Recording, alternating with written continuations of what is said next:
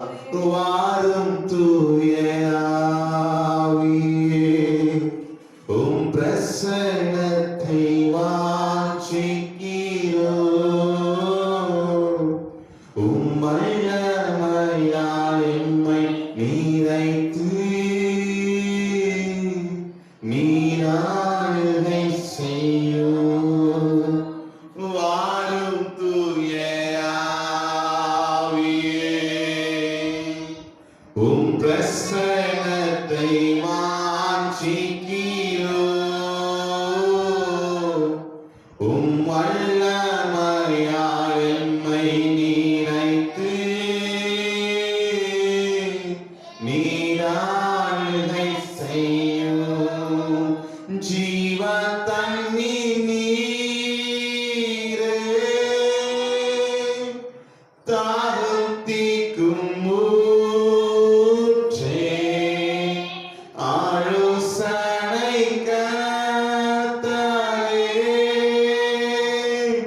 நீராளுகை செய்யும். வாரும் தூய ஆவியே, உம் பிரசன்னத்தை வாஞ்சிக்கிறோம். உம் வல்லமையா எம்மை நிறைத்து நீராளுகை செய்யும். வானத்திற்கும் பூமிக்கும் சகல அதிகாரம் படைத்த நல்லாண்டவரே, தர்மையான ஆஸ்வதிக்கப்பட்ட உயிர்த்திருந்த நல்லாண்டில உங்க திருநாமத்தை உயர்த்தும்படியாக கொடுத்த நல்ல வேலைக்காய் ஸ்தோத்திரம். இந்த ஆராதனை வேலையை ஆஸ்வதியும் நாங்கள் பாடுகிற பாடல் ஏடுகிற எல்லா விண்ணப்பங்களும் எங்களோடு கூட நீ பேசும்படியாக நீங்கள் செபிக்கிறோம். இந்த அன்புள்ள திருப்பாதத்துல அர்ப்பணிக்கிறோம். நீ ஒருவரே பெரிய காரியங்களை செய்யும். ஆசீர்வதி இரட்சகர் நீ பெருமாயிருக்கிற இயேசு கிறிஸ்துவின் நாமத்தில் ஜெபிக்கிறோம். நீங்கள் ஜெபம் கேளும் ஜீவனுள்ள நல்ல பிதாவே, ஆமென். ஆமென். உட்கார். அல்லேலூயா. இந்த நாளிலே கர்த்தர் நாமத்தை ஆராதிக்க வந்திருக்கிறோம். கர்த்தர் நாமத்தை உயர்த்த வந்திருக்கிறோம். சேர்ந்து சில பாடல்களை பாடி கர்த்தர் நாமத்தை மையப்படுத்த பாட்டு புக்கில் இருக்கிற 67வது பாடலை நம்ம எல்லாம் சேர்ந்து பாடி மையப்படுத்த போகிறோம். நன்றி பரிசுத்த ஆவியானவரே.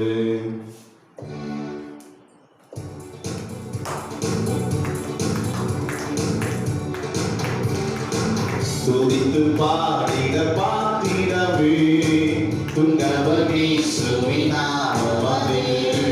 துதித்து பாடிட பாத்திரமே துங்கவனீசுவின் நாமமே. துதிகளை மாற்றியில் வாசம் செய்யும் தூயரை நேயமாய் சோதரிப்போமே. அற்புதமே அவர் நடத்துதலே, ஆனந்தமே பரமானந்தமே, நன்றியாளுமே மிக பொங்கிடுவே நாம். அல்லேலூயா துதி சாற்றிடுவோம். நன்றியாளுமே மிக பொங்கிடுவே நாம். அல்லேலூயா துதி சாற்றிடுவோம். கடந்த நாட்களில் கண்மணிப்போம், கருத்துடன் எம்மை காத்தாரே. கடந்த நாட்களில் கண்மணிப்போம், கருத்துடன் எம்மை காத்தாரே. கர்த்தரை நம்பி ஜீவித்திட கிருபையும் நீண்டதா சோதரிப்போமே. அற்புதமே அவர் நடத்துதலே, ஆனந்தமே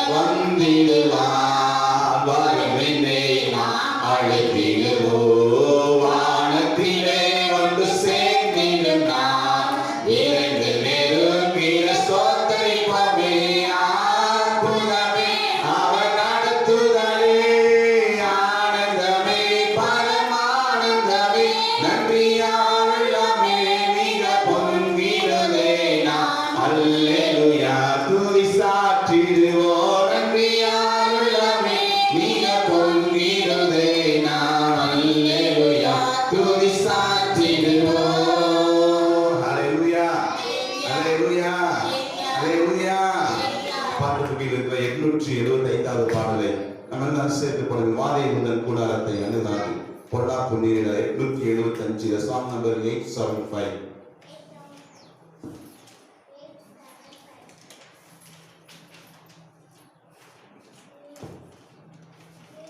கரங்களை தட்டி உற்சாகமாய் பாடி மையப்படுத்துவோம்.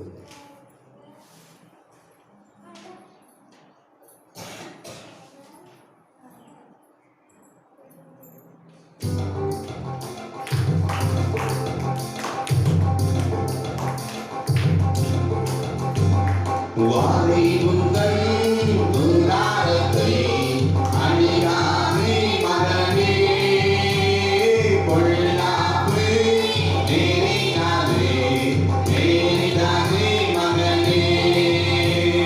வாதை உங்கள் துராரத்தை அணியாதே மகனே, பொல்லாப்பு நேரிடாதே. சொல்லுங்க, நேரிடாதே.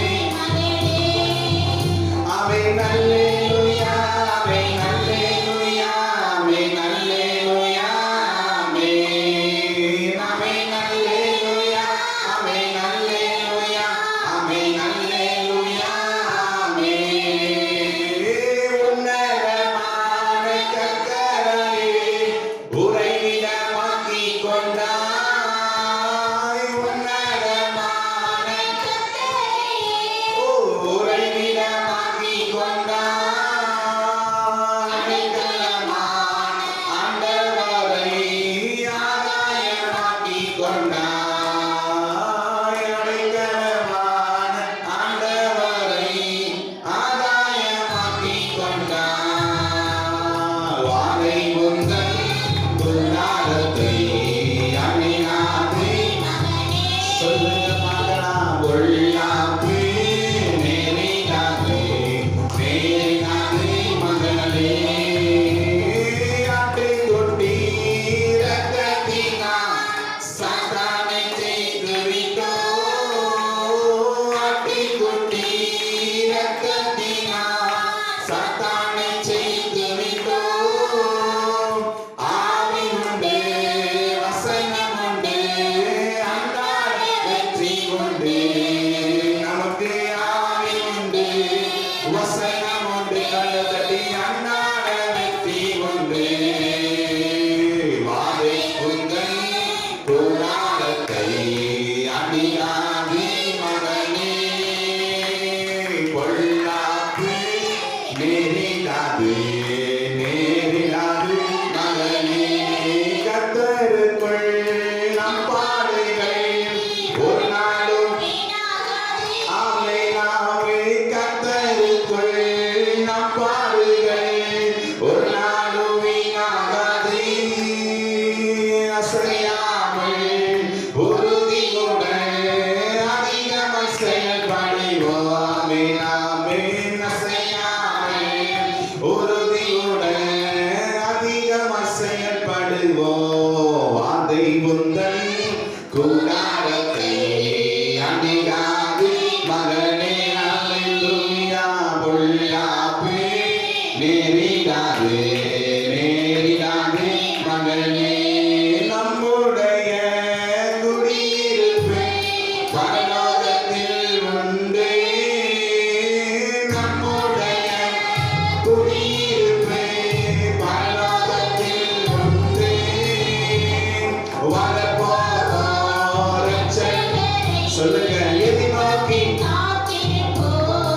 ஆமென் வரப்போகிற ரட்சகரை எதி நோக்கி காத்திருப்போம் ஆமென் ஆமென் வாதை உந்தன் கூடாரத்தை அணிகாது மகளே மகளே பொல்லாப்பு நேரிடாது ஆமென் நேரிடாது மகளே ஆமென் அல்லேலூயா ஆமென் அல்லேலூயா ஆமென் அல்லேலூயா சொல்லுங்க ஆமென் அல்லேலூயா ஆமென் அல்லேலூயா ஆமென் அல்லேலூயா ஆமென் அற்பமான ஆரம்பத்தை அசட்டை பண்ணாதே அற்பமான ஆரம்பத்தை அசட்டை பண்ணாதே தொடங்கினவே முடித்திடுவா சொன்னதை செய்திடுவா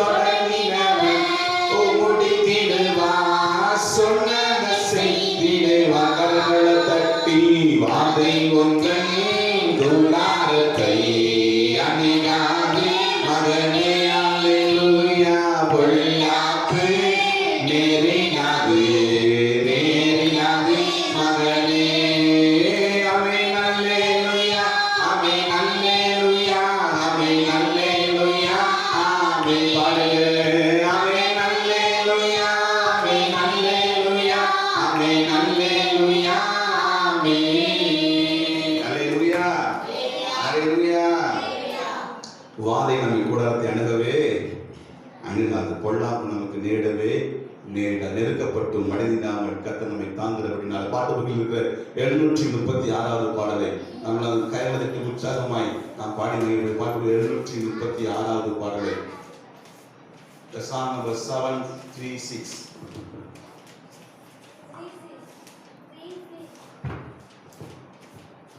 தேவ கிருபை என்றும் உள்ளது அவர் கிருபை என்றும் உள்ளது அவரை போற்றி துதித்து பாடி அல்லேலூயா என்று ஆர்ப்பரிப்போம்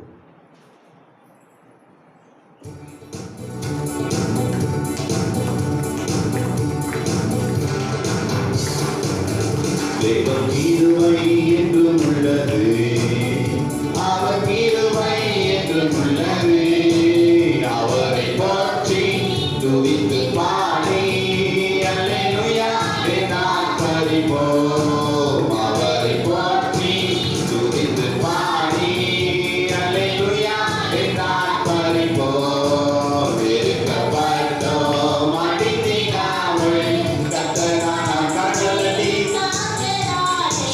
வெறுக்கப்பட்டோம் அடித்திடாமல் கர்த்தராம் நம்மை காத்த அவர் வல்லவர் அவர் வல்லவர் அவர் கிருபை அவர் வல்லவர் அவர் வல்லவர் அவர் கிருபை என்று உள்ளது தேவ கிருபை என்று உள்ளது அவர் கிருபை என்று உள்ளது அவரை போற்றி துதித்து பாடி அல்லேலூயா என்று ஆர்ப்பரிப்போம் அவரை போற்றி துதித்து பாடி அல்லேலூயா என்று ஆர்ப்பரிப்போம் சத்துரு சேனை தொடர்ந்து சொல்கையில் பக்தனாம் தாவீதின் தேவன் நமக்கே சத்துரு சேனை தொடர்ந்து சொல்கையில் பக்தனாம் தாவீதின் தேவன் முன் சென்றாரே அவர் நல்லவர் அவர் முன் சென்றாரே அவர் நல்லவர் அவர் கிருபை என்றும் உள்ளதே தேவ கிருபை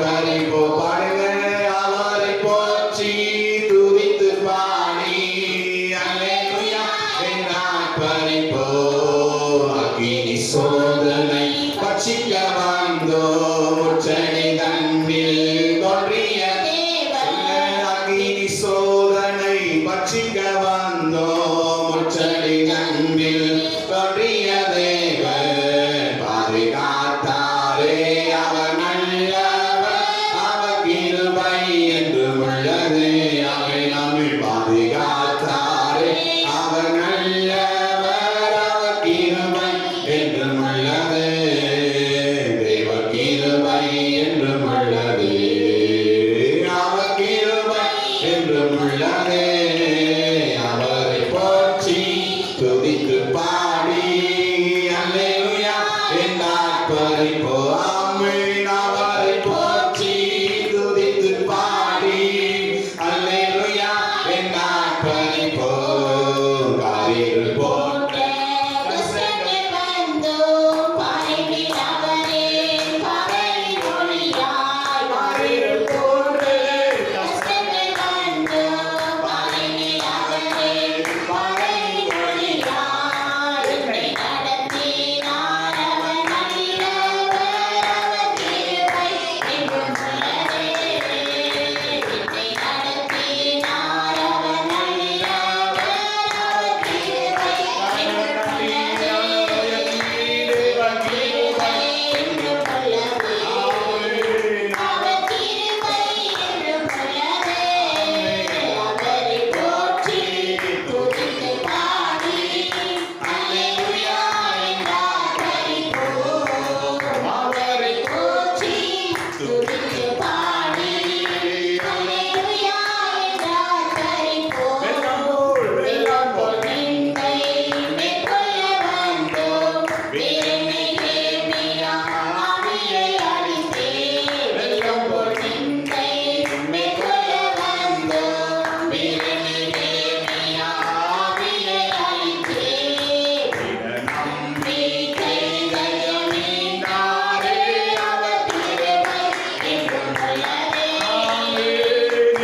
நம்பிக்கை தயமினாரே அவர் கிருபை என்றும் உள்ளதே கிருபை என்றும் உள்ளதே அவர் கிருபை என்றும் உள்ளதே அவரை போற்றி துதித்து பாடி அல்லேலூயா என்றார் பறிப்போ சொல்லுங்க பார்க்கலாம் அவரை போற்றி துதித்து பாடி அல்லேலூயா என்றார் பறிப்போ நித்திய தேவனாம் சத்திய பரனாம் நித்தமும் நம்முடன் இருப்பதாலே நித்திய தேவனாம் சத்திய பரனாம் நித்தமும் நம்முடன் இருப்பதாலே அவர் நல்லவர் என்றும் துதியுங்கள் அவர் கிருபை என்றும் உள்ளதே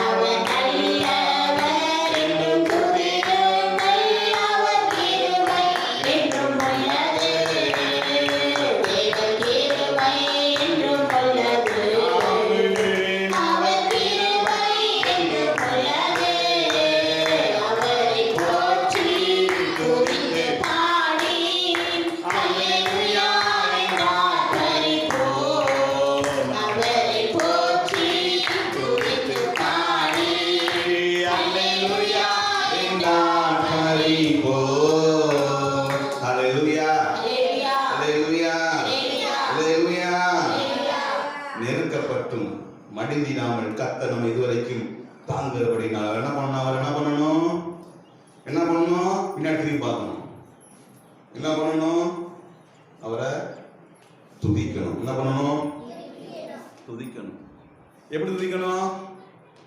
எடுத்து வாசிக்க பார்க்கலாம் சங்கீதங்களின் புஸ்தகம் 50ஆம் சங்கீதம் 150ஆம் சங்கீதம் வாசிப்போம் சங்கீதம் 150 எடுத்துக்கொள்வோம் எப்படி ஆண்டவரை துதிக்கணும் வாசிங்க அல்லேலூயா எங்க துதிக்கணும் துதிங்க அவருடைய வல்லமை விளங்கும் ஆகாய விண்ணில் பார்த்து அவர் அவருடைய வல்லமையுள்ள கிரியைகளுக்காக அவரை துதியுங்கள். துதியுங்கள். மாட்சிமை பொருந்திய அவருடைய மகத்துவத்திற்காக அவரை துதியுங்கள். எக்கால துணியோடே அவரை துதியுங்கள். வீணையோடும் சுரமண்டலத்தோடும் அவரை துதியுங்கள். தம்புரோடும் நடனத்தோடும் அவரை துதியுங்கள். யாழோடும் தீங்குழலோடும் அவரை துதியுங்கள். ஓசையுள்ள கைத்தாளத்தோடு என்ன பண்ணுவோம் அவரை துதியுங்கள். பேரோசையுள்ள கைத்தாளத்தோட என்ன பண்ணுவோம் அவரை துதியுங்கள். பாட்டு பாடுறது கொட்டாயம் கொடுங்க அப்படிதான் சொல்லுதா? வேதம் சொல்லுதா? அல்லேலூயா. சுவாசம் உள்ள யாவும் கர்த்தரை துதிப்பதாக. ஓசையுள்ள கைத்தாளம் என்னது? கைதான் என்னது? பயங்கரமான ஓசை. ஆதி காலத்துலலாம் நாங்கள் சர்ச்சைக்கு சின்னப்படியா போகும்போதெல்லாம் என்ன இல்லை கீபோர்ட்ல இல்லை, கொட்டும் அப்போ இல்லை. என்னதான் இருக்கும்? கைத்தறிதான் பாட்டு பாடணும். பாட்டை ஆரம்பிச்சோடனே பாட்டு சவுண்டு கேட்குதோ இல்லையோ, என்ன சவுண்டு கேட்கும்? என்ன சவுண்டு கேட்கும்? கை சவுண்டா கேட்கும். அவரை போற்றி இதான் கேட்கும். நம்ம பாடிட்டா கை தட்டுங்கண்ணா.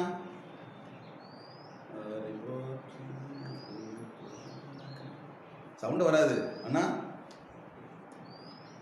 சவுண்டு வருதா? அல்லேலூயா. அல்லேலூயா. நாங்களாம் அந்த ஆர்வமா இருப்போம். சின்ன பிள்ளைங்களாம் கை தட்டணும், 5 நிமிஷம் கை தட்டுவோம். என்ன வெளியே சொல்லுங்க பார்க்கலாம். இப்போ கீபோர்டு வந்துச்சு, எல்லாம் கை தட்டுறதே போச்சு. ஆமென். அல்லேலூயா. நாம் பாட போகிற ஆண்டு உயர்த்தி பாட போகிற பாட்டுகளில் இருக்கிற 1032வது பாடலை நாம் சேர்ந்து கலந்தத்தை உற்சாகமாய் நாம் பாட. கீபோர்டு பாட இருக்கிறப்போ இருக்கட்டும், நின்றுச்சுன்னா கை உயர்த்தி இன்னும் கையை என்ன பண்ணணும்? பாடல பாடணும். 1032வது பாடல்.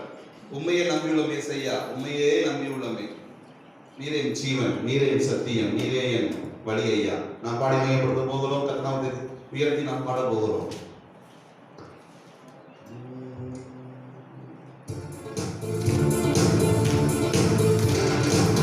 உம்மையே நம்பியுள்ளோமே செய்யா, உம்மையே நம்பியுள்ளோமே சொல்லு.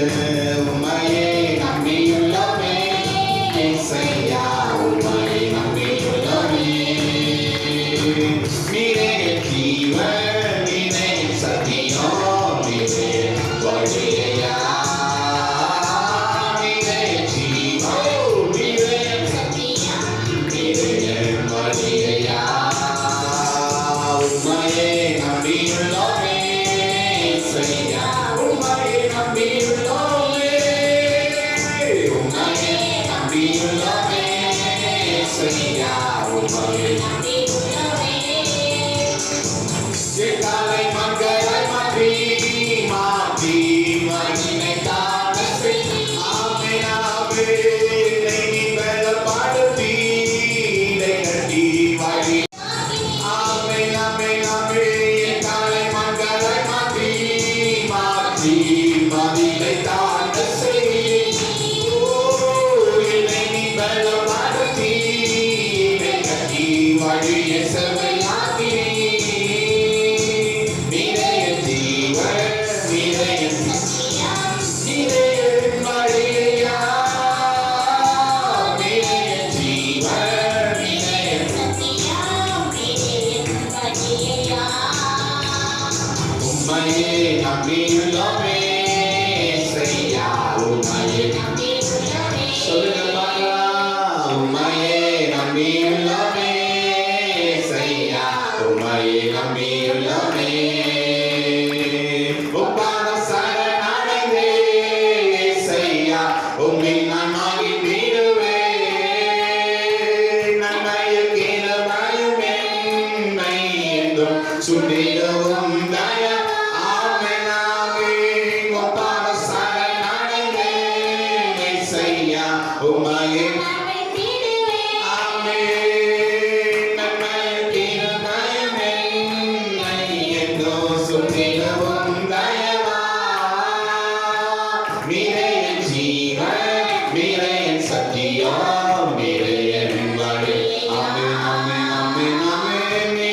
ஜீவன்,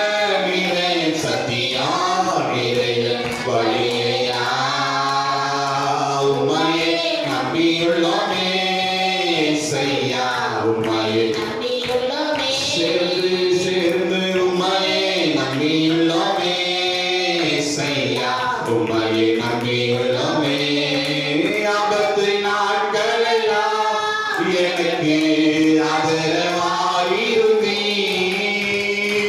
சத்துக்கள் எனக்கு முன்பாய் விழுந்திட காண செய் ஆமே நாமே ஆபத்து நாட்களெல்லாம் எனக்கு ஆதரவாயிருந்தீ ஆமே சத்துக்கள் எனக்கு முன்பாய் விழுந்திட காண செய்தீ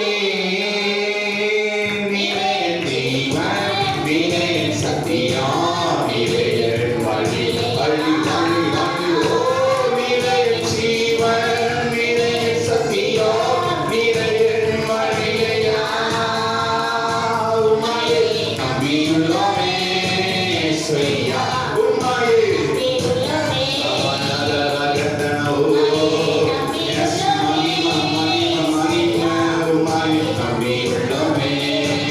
ஆபத்து நாட்களெல்லாம் எனக்கு ஆதரவாயிருந்தீ சத்துக்கள் எனக்கு முன்பாய் விழுந்திட காண செய்தீ சொல்லுங்க பார்க்கலாம் ஆபத்து நாட்களெல்லாம் எனக்கு ஆதரவாயிருந்தீ ஆமே சத்துக்கள் எனக்கு முன்பாய் விழுந்திட காண செய்தீ நீரே என் ஜீவன் நீரே என் சத்தியம் நீரே என் வழியா நீரே என் ஆமே நீரே என் வழியா உம்மையே நம்பியுள்ளோமே ஏசையா உம்மையே நம்பியுள்ளோமே உம்மையே நம்பியுள்ளோமே ஏசையா உம்மையே நம்பியுள்ளோமே காலை மங்களாய் மாற்றி மாற்றி மதிலை தாண்ட செய்தி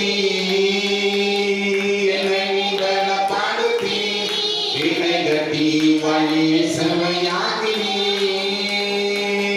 காலை மங்களாய் மாற்றி மாற்றி மதிலை தாண்ட செய்தி ஆமே நாமே என்னை பலப்படுத்தி என்னை கட்டி வழியை செம்மையாக்கினீ காலை மங்களாய் மாற்றி மாற்றி மதிலை தாண்ட செய்தி ஓ என்னை நீ சொல்ல சொல்ல சொல்ல சொல்ல இன்னும் ஒரு தடவை சொல்லுங்க காலை மங்களாய் மாற்றி மாற்றி மதிலை தாண்ட செய்தி என்னை நீ பலப்படுத்தி என்னை கட்டி வழியை செம்மையாக்கினீ நீரே என் ஜீவன் நீரே என் சத்தியம் நீரே என் வழியா நீரே என் ஜீவன் நீரே என் சத்தியம் நீரே என் வழியா உம்மையே நம்பியுள்ளோமே ஏசையா உம்மையே நம்பியுள்ளோமே ஆமே நாமே உம்மையே நம்பியுள்ளோமே ஏசையா உம்மையே நம்பியுள்ளோமே அதெல்லாம் நடப்பட்டு கண்களை மூடி ஆண்டுடைய சமூகத்துல நன்றி உள்ளத்தோடு கூட சேர்ந்து உம்மையே நம்பியுள்ளோமே ஏசையா உம்மையே நம்பியுள்ளோமே ஊரான சங்கடரவு உம்மையே நம்பி Yes. Yes. உம்மையே நம்பியுள்ளோமே ஆபத்து நாட்களெல்லாம் எனக்கு ஆதரவாயிருந்தீ சத்துருக்கள் எனக்கு முன்பாய் விழுந்திட காண செய்தி ஆபத்து நாட்கள் நம்மோடு கூட இருக்கிறாரு ஆபத்து நாட்கள் எனக்கு ஆதரவாயிருந்தீ சத்துருக்கள்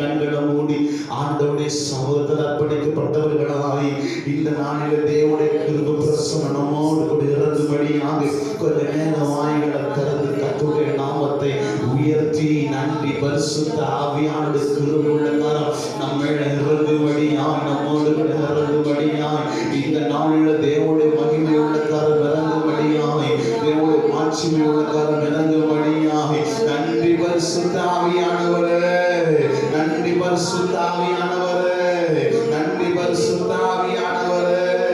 உம்மை நன்றியோடு உயர்த்துகிறோம், நன்றியோடு உயர்த்துகிறோம்.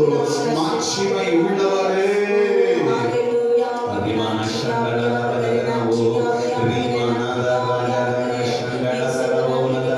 இயேசுவின் நாமத்தில், இயேசுவின் நாமத்தில், இயேசுவின் நாமத்தில் உடைய வல்லமை இறங்கும்படியாக, உடைய வல்லமை இறங்கும்படியாக, உடைய ஆளுகையின் பிரசன்னம் இறங்கும்படியாக இயேசுவின் நாமத்தில் நாங்கள் செபிக்கிறோம், இயேசுவின் நாமத்தில் நாங்கள் செபிக்கிறோம், இயேசுவின் நாமத்தில் நாங்கள் செபிக்கிறோம். உடைய மகிமை மகிமை மகிமை இந்த காலை வேளையை கர்த்தரை துதிக்க ஆராதிக்க வந்திருக்கிற எங்கள் மேல இப்பொழுது இறங்கும்படியாக நாங்கள் செபிக்கிறோம்.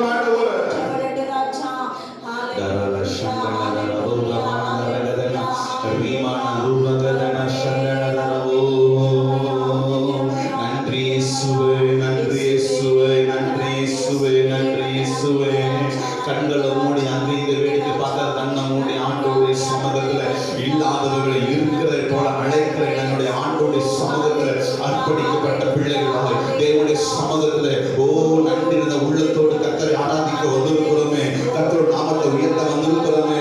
அவருடைய நாமம் மதுரமானது, அவருடைய நாமம் மாட்சிமை உள்ளது, இன்பமானது. ஆராதிக்க வந்திருக்கிறோமே, பரிசுத்த உள்ளத்தோடு கர்த்தரை ஆராதிக்க வந்திருக்கிறோமே. நன்றி இயேசுவே, நன்றி இயேசுவே, நன்றி இயேசுவே.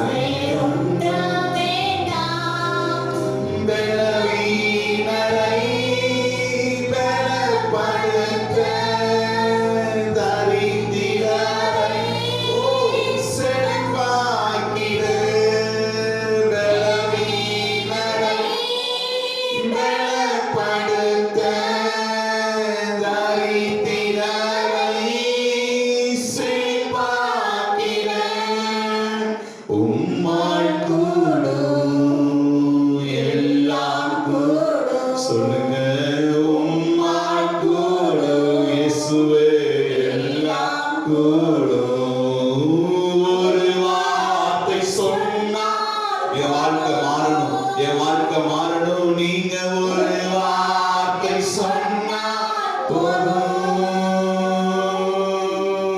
ஒரு வார்த்தை சொன்னால் போதும். ஆண்டவரை பார்த்து கேளுங்க பார்க்கலாம். நீங்க ஒரு வார்த்தை சொன்னால் போதும், இல்லாதவைகளை இருக்கிறவை போல அழைக்கும் தெய்வம் நீரே.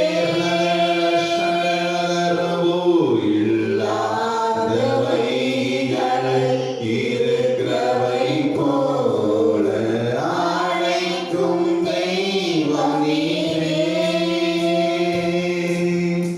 என் தெய்வமே எனதே இயேசுவே. சொல்லுங்க.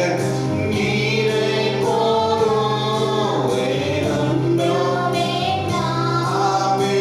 என் தெய்வமே எனதே இயேசுவே. நீரே போதும், வேறொன்றும் வேண்டாம்.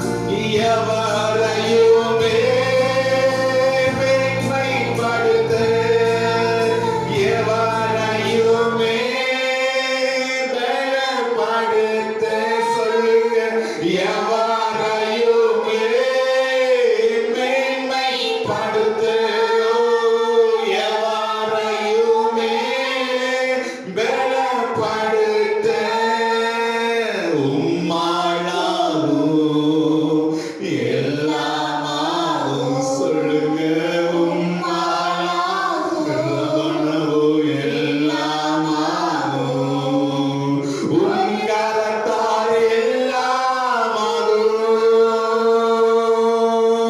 உன் கரத்தால் எல்லாமாகும், உன் கரத்தால் எல்லாமாகும். கரங்களை உயர்த்தி ஆண்டோடைய சமூகத்துல இல்லாதவைகளை இருக்கிறவை போல அழைக்கும் தெய்வம் நீரே. இல்லாதவர்களை இருக்கிறதை போல அழைக்கிறேன் ஆண்டவர். இல்லாதவைகளை கலங்கி நிற்க தேவையில்லை, சோர்ந்து போக தேவையில்லை. ஓ, கலங்கி நிற்க தேவையில்லை. உன்னை அழைத்த உண்மை உள்ளவர் என் தெய்வமே எனதே இயேசுவே. நீரே போதும், வேறொன்றும் வேண்டாம். சொல்லுங்க பார்க்கலாம். என் தெய்வமே எனதே இயேசுவே. அப்பா, நீரே போதும், வேறொன்றும் வேண்டாம். என் தெய்வமே எனதே இயேசுவே. நீரே போதும், வேறொன்றும் வேண்டாம். இந்த உலகத்தில் நீங்க மட்டும் என் வாழ்க்கையில போதும். நீ போதுமானவராய் என் வாழ்க்கையில் இருந்து நன்மைகளை செய்கிறவர். ஓ, நீரே போதும் இயேசுவே. ஓ, ராஷனரவோ. எத்தனை பேர் சொல்ல முடியும்? கண்ணை மூடி வேடிக்கை பார்க்காம கண்ணை மூடி அவர் மட்டும்தான் நம்மளுடைய வாழ்க்கையில சரி பார்க்க முடியும். அவரை மட்டும் நம்ம நின்று உயர்த்த முடியும். எத்தனை செல்வங்கள் நம்ம வாழ்க்கையில வந்தாலும் நம்மை உயர்த்துவது கூடாத காரியம். எத்தனை பணம் இருந்தாலும், எத்தனை அந்தஸ்து இருந்தாலும் நம்மை அது உயர்த்தவே உயர்த்தாது. நம்மை உயர்த்துகிற தெய்வம் ஒருவர் மாத்திரமே. நம்ம உயர்த்துகிற ஒருவர் மாத்திரமே. எவரையும் மேன்மைப்படுத்த, எவரையும் வெளிப்படுத்த, எவரை செழிப்பாக்கிட அவரால் மட்டும்தான் முடியும். வனாந்திரத்தில் வழிகளையும் அவாந்திர வெளிகளை ஆறுகளையும் உண்டாக்க அவரால் மட்டும்தான் முடியும். கண்களை மூடி ஆண்டவருடைய சமூகத்தில் இல்லாதவர்களை இருக்கிறவர்களை போல அழைக்கிறேன். ஆண்டவருடைய சமூகத்தில் வந்து செபிக்கிற வேளையில நம்முடைய வாழ்க்கையில் இருக்கிற எல்லா கஷ்டங்களையும், குறைகளையும், எல்லா பிரச்சனைகளையும் மாற்ற அவரால் மட்டும்தான் முடியும். மனசினால் கூடாதவைகள் தேவனாலே கூடும். தேவனாலே கூட கண்ணமோடி ஆண்டோட சமூகத்துல உள்ளத்தின் ஆழத்திலிருந்து அப்பாவின் திரு சமூகத்துல நன்றியோடு துதித்து கடைசியாக வார்த்தைகளை சொல்லி முடிக்க போகிறோம். பெலவீனரை பெலப்படுத்த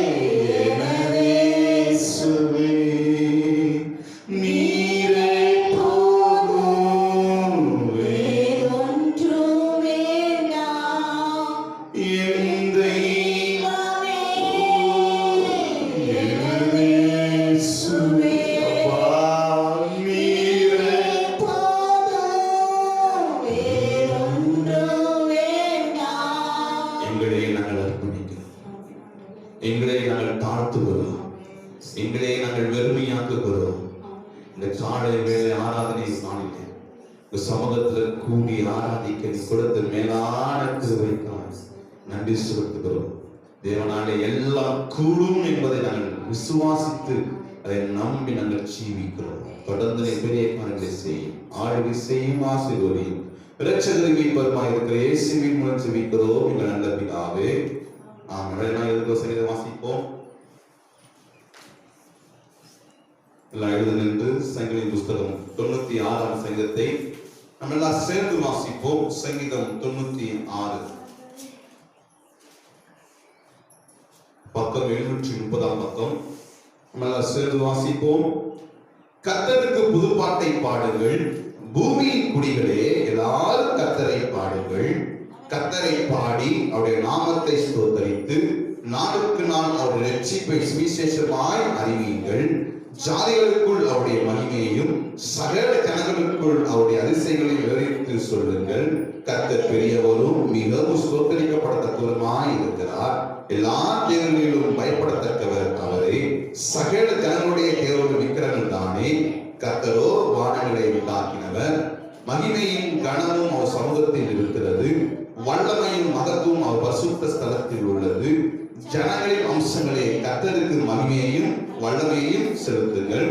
கர்த்தருக்கே அதை செலுத்துங்கள். கர்த்தருக்கு அவருடைய நாமத்திற்குரிய மகிமையை செலுத்தி காணிக்கைகளை கொண்டு வந்து அவருடைய பிரகாரங்களில் பிரவேசியுங்கள்.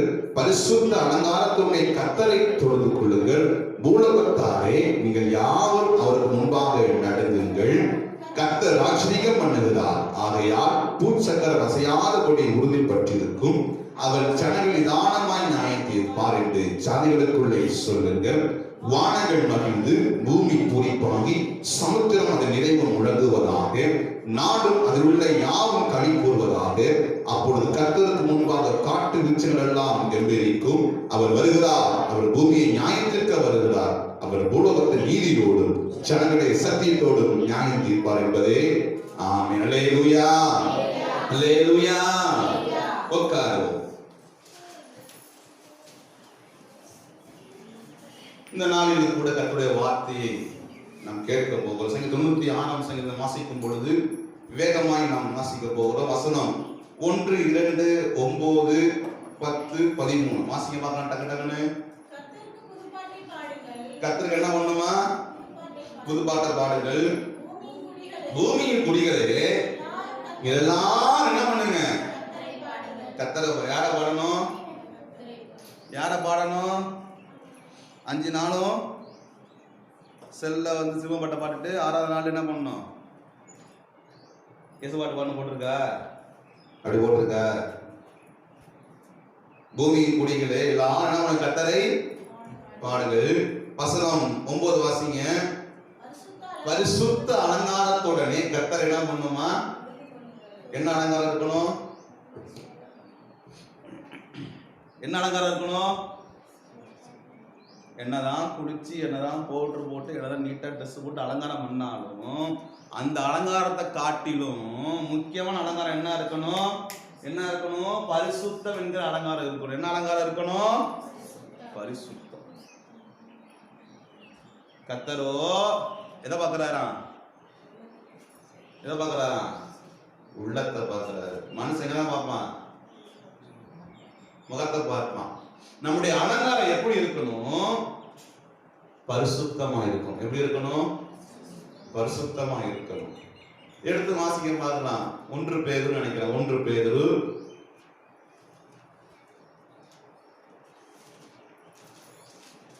4ஆம் அதிகாரம் நினைக்கிறேன்.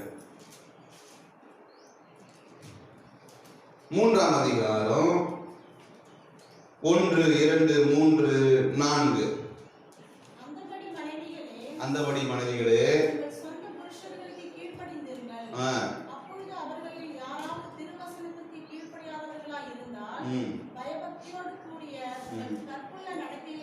நல்ல கவனம் கேட்கணும்.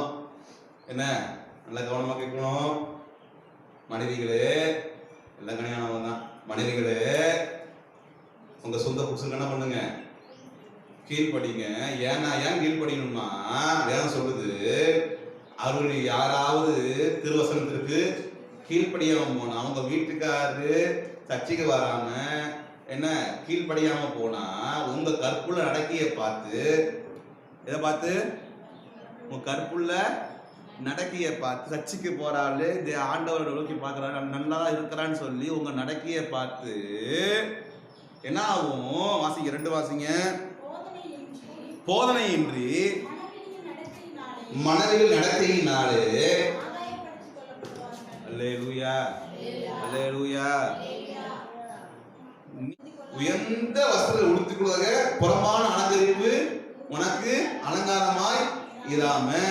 நல்லா நல்லா முடிய நல்லா மேக்கப் பண்ணி அந்த கோடு இந்த கோடு இந்த கோடெல்லாம் எடுத்து நல்லா இங்க கொண்டு அங்க கொண்டெல்லாம் வச்சு நல்ல ட்ரெஸ் போட்டு பொண்ணு வயரம் போட்டு இந்த புறமான அலங்கரிப்பு உனக்கு இல்லாம அழியாத அலங்கரிப்பாகிய சாந்தம் அமைதல்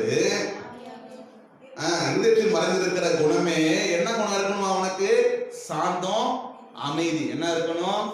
புருஷன் கத்துறானா நானும் கத்துவேன், புருஷன் அடிச்சானா நானும் அடிப்பேன், அந்த இது இல்லாம சாந்தமும் அமைதலும் ஆகிய அந்த குணம் உங்களுக்கு எப்படி இருக்கணுமா? அலங்காரமாய் இருக்க கடவுது. இது தேவனுடைய பார்வையில் விலையேறப்பட்டது. அல்லேலூயா அல்லேலூயா.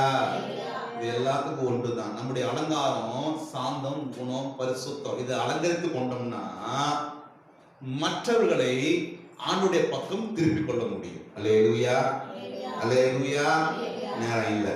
அடுத்த வசனம் 96ஆம் சங்கீதம் வசனம் 13 வாசிப்போம்.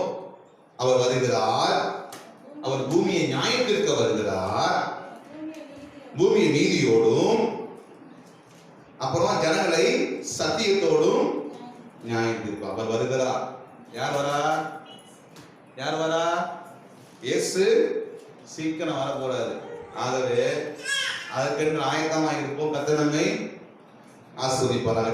நாம் கர்த்தருடைய வார்த்தையை நாம் கேட்க போகிறோம். வேகமாய் கர்த்தருடைய வார்த்தையை நாம் கேட்க போகிறோம். அருமையான சகோதரி சிஸ்டர் ரெபேக்கா கர்த்தருடைய வார்த்தையை பகிர்ந்து கொள்வார். கர்த்தர் நம்மை ஆசீர்வதிப்பாராக.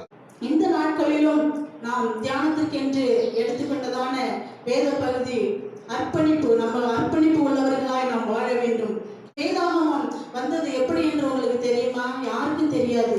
ஆனா இந்த வேதாகமத்துக்கு பின்பதாக அநேக மிஷனரிகள் அர்ப்பணிச்சிருக்கிறாங்க அவங்களுடைய வாழ்க்கையை. இந்த வேதாகமத்தை நாம் பார்த்தோம் என்று சொன்னால், இங்கிலாந்திலிருந்து சீகன் பால் என்கிறதான ஒரு நபர், அவர் அங்கிருந்து கடந்து வருகிறார் நம்முடைய இந்திய நாட்டுக்கு. கடந்து வந்து தன்னுடைய வாழ்க்கையை ஆண்டவருக்காக அர்ப்பணிக்கிறார். அவருக்கு தமிழ் தெரியாது. அவர் வந்த நாட்களில் அங்க இங்கிலீஷ் தான் பேசுவாங்க. ஆனா தமிழ் தெரியலைனாலும் என்ன செய்யறாரு, எப்படியாவது ஆண்டவருடைய வார்த்தையை நம்ம அந்த ஜனங்களுக்கு சொல்ல வேண்டும். ஏன்னா இது கிரேக்கு எபிரேய மொழியில இந்த வார்த்தைகள் இருந்தது. ஏசப்பா எழுதி கொடுத்த வார்த்தைகள் கிரேக்கு எபிரேய மொழியில இருந்தபடியினால அதை எப்படியாவது என்ன செய்யணும், ஜனங்களுக்கு, தமிழர்களுக்கு எப்படியாவது அதை எடுத்து சொல்லணுமே என்று சொல்லி அவர் ஒரு தன்னுடைய வாழ்க்கையை அர்ப்பணித்தவராக. அவருக்கு தமிழ் தெரியாது. கிரேக்கு எபிரேய மொழியில இருந்து இங்கிலீஷ்ல டிரான்ஸ்லேஷன் பண்ணி எழுதுறாரு. அதுல இருந்து தமிழ்ல எழுதணும். அப்ப தமிழ் தெரிஞ்சாதானே எழுத முடியும், அப்படிதானே? தமிழ் தெரிஞ்சாதானே நமக்கு தமிழ் படிக்கிற நமக்கே என்ன செய்ய முடியல, தமிழ் ஒழுங்கா எழுத முடியல. நிறைய ஸ்பெல்லிங் மிஸ்டேக்லாம் வருது. ஆனா இங்கிலாந்துல இருந்து வந்த சீகன் பால் என்கிறவர் தரங்கம்பாடி தெரியுங்களா? தரங்கம்பாடியில அவருடைய சபை இருக்கிறது. அங்கதான் அவர் ஊழியம் செஞ்சார், அங்கதான் அவர் படிச்சார். அவருக்கு தமிழ் தெரியாது. ஆனால் ஒரு நபரிடம் போயிட்டு அவர் கற்றுக்கொள்கிறார். அப்பொழுது ஸ்லேட்டு இல்லை, அப்பொழுது நோட்டு பேனா இல்லை. ஆனால் அந்த காலங்களில் அவர் எப்படி படித்தார் என்று சொல்லி நாம் வரலாறுகளில் பார்த்தோம் என்று சொன்னால், அவர் மண்ணிலே தன்னுடைய விரலினாலே எழுதி ஆ கா ஞாச்சான்னு சொல்லி தன்னுடைய விரல்களினாலே அவர் எழுதுவாராம். அப்ப அவருடைய விரல்களினால எழுதும் போது அப்படியே அந்த விரலில் இருந்த ரத்தம் அப்படியே ஊற்றுமாம். ஏன் என்று சொன்னால், நம்முடைய விரல்கள் வேலை செஞ்சு நம்முடைய நாட்டில் நம்முடைய மனதுக்கு ஏற்ற மாதிரி இருக்குது. ஆனா இங்கிலாந்துல உள்ளவர்களுடைய உடல் சரீரங்கள் அது வேறு மாதிரி இருக்கும். அவர்களுடைய தோள்கள் மிக மெலிசாக இருக்கும். அப்படியாக அவர் தன்னுடைய மணலில் எழுதி தன்னுடைய விரல் ரத்தம் சொட்ட ஒவ்வொரு காரியம், இந்த தமிழ் வார்த்தைகளை அவர் படித்தாராம். அந்த தமிழ் வார்த்தைகளை அவர் கற்றுக்கொண்டாராம். அந்த வார்த்தைகளை கற்றுக்கொண்டுதான் அவர் இந்த வேதாகமத்தை எழுதினாராம். அது மாத்திரமல்ல, அவர் எழுதிவிட்டார். அதை பிரிண்ட் செய்வதற்கு வச்சிருக்கிறாங்க. ஆனா எதிராளிகள் என்ன செய்யறாங்க, அவங்க தங்கியிருந்த இடத்தை கொளுத்தி விட்டு இவ்வளோ கஷ்டப்பட்டு இவ்வளோ பாடுபட்டு எழுதி வச்சதான இந்த வேதாகம தமிழாக்கங்கள் எல்லாம் எரிந்து போய்விட்டது. ரொம்ப ஒரு வேதனை நிறைந்த அந்த நேரத்திலும் அவர் மனம் சோர்ந்து போகவில்லை, மனம் தளர்ந்து போகவில்லை. ஏன் என்று சொன்னால், நான் எதற்காக வந்தனோ அந்த காரியத்தை நான் எப்படியாக நிறைவேற்றி முடிக்க வேண்டும் என்று சொல்லி அவர் விரும்பி, அது எரிந்த போதிலும் அவர் திரும்பவுமாக அவர் முயற்சி எடுத்து இந்த வேதாகமத்தை எழுதி நம்முடைய கரங்களில் இப்பொழுது ஆயிரக்கணக்கான, லட்சக்கணக்கான, கோடிக்கணக்கான மக்கள் இந்த வார்த்தையை கேட்டு அவர்கள் பயன்படுகிறார்கள் என்று சொல்லி நாம் பார்க்கிறோம். அன்பானவர்களே, அது மாத்திரமல்ல, அர்ப்பணிப்பு என்றால் என்ன என்று சொல்லி பார்த்தோம் என்று சொன்னால், இந்த உலகத்தில் எப்படி வேண்டுமானாலும் வாழலாம். ஆனால் இப்படிதான் வாழ வேண்டும் என்று சொல்லி வேதாகமத்தில் ஏசப்பா நமக்கு இப்படியாக கற்றுக் கொடுக்கும் போது அவருடைய விருப்பத்திற்கு ஏற்ற மாதிரி நாம் வாழ வேண்டும். நாம் அவரிடத்துல சரணடைகிறவர்களாக இருக்க வேண்டும். அதான் அர்ப்பணிப்பு என்கிற வார்த்தைக்கு அர்த்தம். முற்றிலுமாக நாம் அவரிடத்துல சரணடைகிறோம். இந்த நாட்களில் நாம் என்ன சொல்லுவோம், ஏசப்பா நான் இந்த காரியத்தை நான் பார்த்துக்கிறேன், மற்ற காரியத்தெல்லாம் நீங்க பாருங்க, இல்ல இந்த காரியத்தை எனக்கு நீங்க செய்யுங்க, இந்த காரியத்தை நான் பார்த்துக்கிறேன், எனக்கு தெரியும் அப்படின்னு சொல்லிட்டு நம்ம வாழ்ந்து கொண்டு இருக்கிறோம். ஆனா அர்ப்பணிப்பு என்பது முற்றிலுமாக தன்னுடைய வாழ்க்கையை அவரிடத்துல அர்ப்பணிக்க வேண்டும். முற்றிலுமாக எல்லாமே அவர்தான், நான் எல்லாமே சரணடைகிறேன் ஏசப்பா என்று சொல்லி சரணாகதியா அவருடைய பாதத்துல நாம் விழுந்து விட வேண்டும். அப்பொழுதுதான் நம்முடைய வாழ்க்கை அது ஆசீர்வாதமான வாழ்க்கையாக மாறும். நமக்கு மாத்திரம் அது ஆசீர்வாதமாக இருக்காது. அந்த சீகன் பால் எழுதி வைத்துவிட்டு அவருடைய மனைவி பிள்ளைகளோட இந்த தமிழ்நாட்டில் தான் என்ன செஞ்சாரு, இறந்து போய்விட்டார். தன்னுடைய வாழ்க்கையை முடித்து கொண்டு விட்டார். அவருடைய நாட்கள் முடிந்து போயிடுச்சு. ஆனால் இந்த வேதாகமம் அவர் எழுதி கொடுத்ததான இந்த வேதாகமத்தின் மூலம் அநேகருடைய வாழ்க்கைகள் அது செழிக்கக்கூடியதாக இருக்கிறது. அநேக மக்களுக்கு அது பயனுள்ளதாக மாறுகிறது. அன்பானவர்களே, ஹல்லேலூயா, ஹல்லேலூயா. அதனால் நாம் ஒவ்வொருவரும் அர்ப்பணிக்கிறவர்களாய் நாம் மாற வேண்டும். ஒரு பொருளை நாம் எப்படி முழுவதும் அர்ப்பணிச்சு அதை இழந்தால்தான் நம்ம இன்னொரு பொருளை என்ன செய்ய முடியும், பெற்றுக்கொள்ள முடியும். இப்போ ஒரு பொருள் நமக்கு உருவாகுது. இப்ப சொன்னாக்க அந்த பொருள் உருவாக்குவதற்கு பின்னதாக என்னென்ன காரியங்கள் நடக்குதுன்னு நமக்கு தெரியாது. இப்ப லைட் ஒன்று உருவாக்குறாங்க அப்படின்னு சொன்னாக்க அதுக்கு பின்னதாக என்ன காரியங்கள், அவங்க எந்த காரியங்களை எல்லாம் இழந்து அந்த காரியங்களை உருவாக்குகிறாங்கன்னு சொல்லி நமக்கு தெரியாது. ஆனபடியினால் நாம் ஒரு காரியத்தை ஆண்டவருக்காக இழக்கும் போதுதான் நம்முடைய வாழ்க்கையில் ஒரு புதிய காரியங்களை ஆண்டவர் செய்ய முடியும். ஹல்லேலூயா, ஹல்லேலூயா. அடுத்தது, நாம் எவைகளை அர்ப்பணிக்க வேண்டும், அர்ப்பணிக்க வேண்டும், அர்ப்பணிக்க வேண்டும் சொல்றீங்க. எந்த காரியங்களை நாம் அர்ப்பணிக்க வேண்டும் என்று சொல்லி நாம் பார்த்தோம் என்று சொன்னால், நேரத்தை நாம் தேவனுக்கு கொடுக்க வேண்டும். தேவனுக்கு நேரத்தை நாம் அர்ப்பணிக்கிறவர்களாக இருக்க வேண்டும். ஒரு நாளைக்கு 24 மணி நேரம் இருக்கிறது. அந்த நேரத்தை நாம் எப்படியாக பயன்படுத்துகிறோம் என்று சொல்லி நாம் ஒவ்வொருவரும் சிந்திக்கிறவர்களாக இருக்க வேண்டும். ஒவ்வொரு நாளும் நாம் அதை சிந்தித்துக் கொண்டு, நான் இந்த நேரத்தை நான் இயேசுவுக்கு எவ்வளவு நேரம் நான் அர்ப்பணித்திருக்கிறேன், இந்த நாட்களில் என்னுடைய உலக காரியத்துக்கு நான் எவ்வளவு அர்ப்பணித்திருக்கிறேன் என்று ஒவ்வொருவருடைய வாழ்க்கையிலும் நாம் சிந்திப்போம் என்று சொன்னால், நாம் நேரத்தை ஆண்டவருக்கு அர்ப்பணிக்கிறவர்களாக இருக்க வேண்டும். தாவீது ராஜா, வேதத்துல பார்க்கிறோம் தாவீது ராஜாவை குறித்து. அவர் பெரிய ராஜா, ஒரு தேசத்துக்கே ராஜாவா இருக்கிறாரு. அவர் ராஜாவுக்குலாம் தெரியும், உங்களுக்கு தேசத்தின் அதிபதிகளுக்கு எவ்வளவு வேலை இருக்கும், அவங்க எவ்வளவு பிஸியா இருப்பாங்க. அவங்களுக்கு நேரமே கிடைக்காது. நம்மளே பார்த்தா என்ன சொல்லுவோம், ஜெபம் பண்ணுங்கன்னு சொன்னாங்க, எனக்கு நேரம் இல்லை, எல்லாமே வீட்டு வேலை இருக்குது நம்மளே சொல்றோம். ஆனா ஒரு ராஜா, தேசத்தை ஆளுகிற ராஜாவுக்கு அவர் எவ்வளவு வேலை இருக்கும். இந்த மாநிலத்துக்கு இப்படி செய்யணும், இந்த மாநிலத்துக்கு இப்படி ஒரு பிரச்சனை இருக்கு, அங்க போய் இப்படி செய்யணும் அப்படின்னு சொல்லி பல காரியங்களை அவர்கள் சிந்தித்துக் கொண்டு யோசித்துக் கொண்டு இருப்பார்கள். ஆனாலும் அப்படிப்பட்ட சூழ்நிலையிலும் தாவீது ராஜா என்ன செஞ்சாரு, நேரத்தை கடவுளுக்கு என்று அர்ப்பணித்து ஒரு நாளைக்கு 3 நேரமும் அவர் ஜெபிக்கிற ஒரு மனுஷனாக காணப்பட்டார். ஆண்டவருடைய சமூகத்தில் அவர் நேரத்தை ஒதுக்குகிறவராக காணப்பட்டார். ஆனபடியினால் ஆண்டவர் சொல்லுகிறார் தாவீதை பார்த்து, ஓ தாவீதினுடைய இருதயத்துக்கு சொல்லுகிறார். இன்றைக்கு நம்மளை பார்த்து ஏசப்பா என்ன சொல்ல போகிறார்? நாம் ஒவ்வொருவரும் சிந்திக்க வேண்டும் அன்பானவர்களே. ஏதோ சபைக்கு வருகிறோம் போகிறோம் என்று சொல்லி அல்ல. வேதம் சொல்லுகிறது, இந்த வேதத்தில் உள்ள ஒவ்வொரு வார்த்தைகளும் அது நம்முடைய வாழ்க்கைக்கு முன்பதாக வாழ்ந்ததான அந்த நபர்களோடு ஆண்டவர் இடைப்பட்ட காரியத்தை நாம் பார்க்கிறோம்.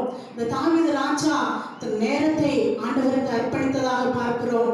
முழங்காலை அடுத்ததாக அர்ப்பணிக்க வேண்டும். முதலாவது நேரத்தை அர்ப்பணிக்கிறவர்களாக இருக்க வேண்டும். ஆண்டவர் சொல்கிறார், சீஷர்களை பார்த்து 1 மணி நேரமாவது விழித்திருந்து ஜெபிக்க கூடாதா அப்படின்னு சொல்லி சீஷர்களை பார்த்து கேட்கிறார். இந்த நாட்களிலும் நம் ஒவ்வொருவரை பார்த்தும் அவர் கேட்கிறவராக இருக்கிறார். ஏன் என்று சொன்னால், நாம் ஜெபிப்பதுதான் அவருக்கு பிரியம். நாம் ஜெபிக்கிறது தான் அவருக்கு பிரியமான ஒன்றாக காணப்படுகிறது. அன்பானவர்களே, நாம் எல்லாருக்காகவும் ஜெபிக்க வேண்டும். நம்ம குடும்பத்திற்காக மாத்திரம் ஜெபிக்க கூடாது. இவ்வளவு நாட்கள் நம்ம குடும்பத்திற்காக ஜெபித்தோம், நம் சொந்தங்களுக்காக ஜெபித்தோம், நம்முடைய காரியங்களுக்காக ஜெபித்தோம். ஆனால் இனி வர நாட்களில் இனிமேல் யாருக்காக ஜெபிக்கணுமா? நம்முடைய தேசத்திற்காக. ஏசப்பா சொல்லியிருக்கிறார், எல்லா மனுஷர்களுக்காகவும் நீங்கள் ஜெபம் பண்ணுங்கள் என்று சொல்லியிருக்கிறார். அதனால் நாம் ஜெபிக்கிறவர்களாக இருக்க வேண்டும். தாவீது ஜெபித்ததினால அவருடைய இருதயத்திற்கு ஏற்ற ஒரு மகனாக காணப்பட்டார். இந்த நாட்களிலும் நாம் அப்படிப்பட்ட ஒரு மகளாக நாம் ஏசப்பாவுடைய இருதயத்திற்கு ஏற்ற மாதிரி நாம் நடக்கிறவர்களாய் மாற வேண்டும். ஹல்லேலூயா, ஹல்லேலூயா. அடுத்தது, நான் சிந்தித்துக் கொண்டே இருக்கும்போது ஏசப்பா டக்குன்னு இந்த 3 காரியங்களை பேசினாரு. நேரத்தை அர்ப்பணிக்கணும் நம்முடைய ஜனங்கள். அடுத்தது முழங்காலை அர்ப்பணிக்கணும். முழங்கால் போட்டு ஆண்டவரிடத்துல ஜெபிக்கிறவர்களாய் மாற வேண்டும். என்று சொன்னால், கிறிஸ்தவ ரீதியில பார்த்தோம்னா டிஜிஎஸ் தினகரன் ஐயாவை பார்க்கும்போது அவர் 1/2 மணி நேரம் அவர் இந்த மாதிரி பிரசங்கத்துக்கு அவர் ரெடி ஆகுவாராம். ஆனா 1/2 மணி நேரம் பேசுவாராம். 1/2 மணி நேரம் பேசுவதற்கு அவர் 8 மணி நேரம் முழங்காலில் நின்று, தனி அறையில முழங்காலில் நின்று ஏசப்பாவோட பேசுவாராம். ஏசப்பா என்னோட பேசுங்கன்னு 8 மணி நேரம் ஆண்டவரோடு அவர் உறவு கொள்வாராம், முழங்காலிலே நின்று.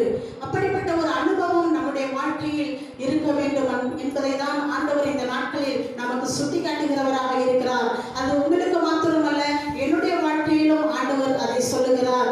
ஏன் என்று சொன்னால், கடந்த 8 வருடங்களாக நீ வந்திய மகளே, எனக்காக நேரத்தை நீ ஒதுக்கினாயா, எனக்காக நேரத்தை அர்ப்பணித்தாயா, முழங்காலில் நின்று ஜெபித்தாயா என்று சொல்லி என்னோடு கூட இடைப்பட்ட வார்த்தைகளை தான் இந்த நாட்களில் உங்களோடு உங்களோடு நான் பேசுகிறேன் அன்பானவர்களே. நம்முடைய சபைக்கு வருகிற மக்களும் நாம் இப்படிப்பட்ட ஒரு அர்ப்பணிப்பு உள்ளவர்களாய் இருக்க வேண்டும். நேரத்தை அர்ப்பணிக்க வேண்டும், முழங்காலை அர்ப்பணிக்க வேண்டும். ஏதோ ஒரு என்னது கொஞ்ச நேரம் ஒரு 2 நிமிஷம் முட்டிகால போட்டு ஜெபித்தோம் அல்ல, அது அர்ப்பணிப்பு அல்ல. அது ஏதோ ஜோம் பண்ணிட்டு போறோம் என்கிறதான ஒரு காரியம். அர்ப்பணிப்புனாக அது என்னது, என்னதான் வந்தாலும், என்னதான் பலவீனங்கள், சோர்வுகள், அசதிகள் வந்தாலும் என் இயேசுவுக்காக நான் முழங்காலில் நின்று ஜெபிப்பேன் என்று நாம் அர்ப்பணித்தோம் என்றால் அந்த வாழ்க்கையை ஆண்டவர் பார்த்து கொண்டே இருக்கிறார். ஆனபடியினால் நாம் அர்ப்பணிப்போம் என்று சொன்னால் அந்த சோர்வுகள் வராது, அசதிகள் வராது, பலவீனங்கள் வராது, முட்டியில் வலி வராது. அப்படிப்பட்ட காரியங்களை ஆண்டவர் செய்ய அவர் வல்லமை உள்ளவராக இருக்கிறார். ஹல்லேலூயா, ஹல்லேலூயா. தானியேலை பார்த்தோம் என்று சொன்னால் தானியேல் 6ஆம் அதிகாரத்தில் 7ஆம் வசனம் சொல்லப்பட்டிருக்கிறது. ராஜா கட்டளையிடுகிறார். அது முன்பதாகவே அவர் சொல்லியிருக்கிறாரு, இந்த மாதிரி என்னது என்னதான் எல்லாம் வணங்கணும், தெய்வத்தை நோக்கி அவரவர்கள் தெய்வத்தை நோக்கி வணங்கக்கூடாது, எந்த தெய்வத்தை நோக்கி வணங்கக்கூடாது, விண்ணப்பிக்க கூடாது, எல்லாம் என்கிட்ட தான் வரணும், என்னதான் வணங்கணும்னு சொல்லி கட்டளை எழுதி வச்சிருக்கிறாரு. ஆனா அது என்ன ஆகல, அமலுக்கு வரல. அப்ப அமலுக்கு வராத சூழ்நிலையில் தானியேல் என்ன செஞ்சாரு, 3 வேளையும் முழங்காலில் நின்று ஜெபிக்கிற ஒரு மனுஷனாக காணப்பட்டார். அப்பொழுது 3 வேளையும் ஜெபிக்கும் போது அவரோடு கூட இருந்த பிரதானிகள், தேசத்தின் அதிபதிகள் என்ன செய்யறாங்க, அந்த தானியேலுக்கு விரோதமாக என்ன செய்யறாங்க, ராஜா கிட்ட போய் சொல்றாங்க, ராஜாவே நீர் இப்படி ஒரு சட்டம் ஏற்றினீர், இப்படி இந்த மனுஷன், இந்த தானியேல் என்கிற மனுஷன் என்ன செய்யறான், உங்களுடைய வார்த்தைக்கு கீழ்ப்படியாதபடிக்கு அவன் 3 வேளையும் அவன் தெய்வத்தை நோக்கி வணங்கிக்கிட்டு இருக்கிறான், அவன் தெய்வத்துக்கிட்ட ஜெபம் பண்ணிக்கிட்டு இருக்கிறான், நீ இந்த சட்டத்துக்கு என்ன செய்ய, இந்த சட்டத்தை இயற்று அமல்படுத்து அப்படின்னு சொல்றாங்க அந்த சேனாதிபதிகள். தானியேலோடு கூட இருந்தவங்க தான், தானியேலோடு கூட அவங்க நண்பர்களா இருந்தவர்கள் தான். ஆனாலும் அவங்க என்ன செய்யறாங்க, ஒரு பொறாமை, இவனை எப்படியாவது ஒரு குற்றத்துல விழ வைக்கணும், இவனை ஒன்றுலையும் குற்றப்படுத்த முடியலையேன்னு சொல்லிட்டு இந்த காரியத்தை ராஜா கிட்ட போய் சொல்றாங்க. ராஜா கிட்ட சொன்ன மாத்திரத்தில் அவங்க சட்டம் இயற்றப்பட்டது. சட்டம் இயற்றப்பட்டாலும் அவர் 3 வேளையும் தேவனோடு கூட முழங்காலில் நின்று ஜெபிக்கிற ஒரு மனுஷனாக காணப்பட்டார். ஹல்லேலூயா, ஹல்லேலூயா. இன்றைக்கு நாம் கூட ஜெபிக்கிறவர்களா இருக்கலாம், வேதம் வாசிக்கிறவர்களா இருக்கலாம். நம்முடைய குடும்பத்தாரே நமக்கு விரோதமாக எழும்புவார்கள், நம்முடைய பக்கத்து வீட்டுக்காரங்களே, நம்ம சொந்தங்களே நமக்கு விரோதமாக எழும்பும். அப்படிதான் தானியேலுக்கு எழுப்பினார்கள், அவரோடு கூட இருந்த நபர்கள் தான். ஆனால் ராஜாவிடத்துல போயிட்டு என்ன செஞ்சாங்க, இவனை எப்படியாவது குற்றம் கண்டுபிடிக்கணும்னு சொல்லி சிங்க கெபியில தூக்கி கொண்டு போட்டாங்க. ஆனால் அவன் ஆராதித்த தெய்வம் அவனை கைவிடவில்லை. ஹல்லேலூயா, ஹல்லேலூயா. அடுத்ததாக பார்த்தோம் என்று சொன்னால், நீங்க நினைப்பீங்க, நான் அர்ப்பணிச்சிருக்கிறேன் சிஸ்டர், என்னுடைய வாழ்க்கையை நான் அர்ப்பணிச்சுதானே நான் இயேசு கோயிலுக்கு வரேன், நான் இயேசுவை ஏற்றுக்கொண்டு இருக்கேன், என் வாழ்க்கையில பல போராட்டங்கள் வந்தாலும் நான் தொடர்ந்து இயேசு கோயிலுக்கு வரேனே, நான் இயேசுவை தானே நம்புறேன் அப்படின்னு சொல்லி நீங்க நினைக்கலாம். நான் நேரத்தை அர்ப்பணிச்சிருக்கிறேனே, நான் ஜெபம் பண்றேனே, நான் முழங்கால அர்ப்பணிச்சு ஜெபம் பண்றேனே சொல்லி நீங்க நினைக்கலாம். ஆனா 3வது ஆண்டவர் சொல்லுகிறார், அது அல்ல, அவைகளை காட்டிலும் உங்கள் வாழ்க்கையை ஆண்டவருக்கு அர்ப்பணிக்க வேண்டும் என்பதை ஆண்டவர் இன்றைக்கு சுட்டி காட்டுகிறார். ஹல்லேலூயா. 1 தெசலோனிக்கேயர் 5ஆம் அதிகாரத்தில் அது 12ஆம் வசனத்தை வாசிப்போம்.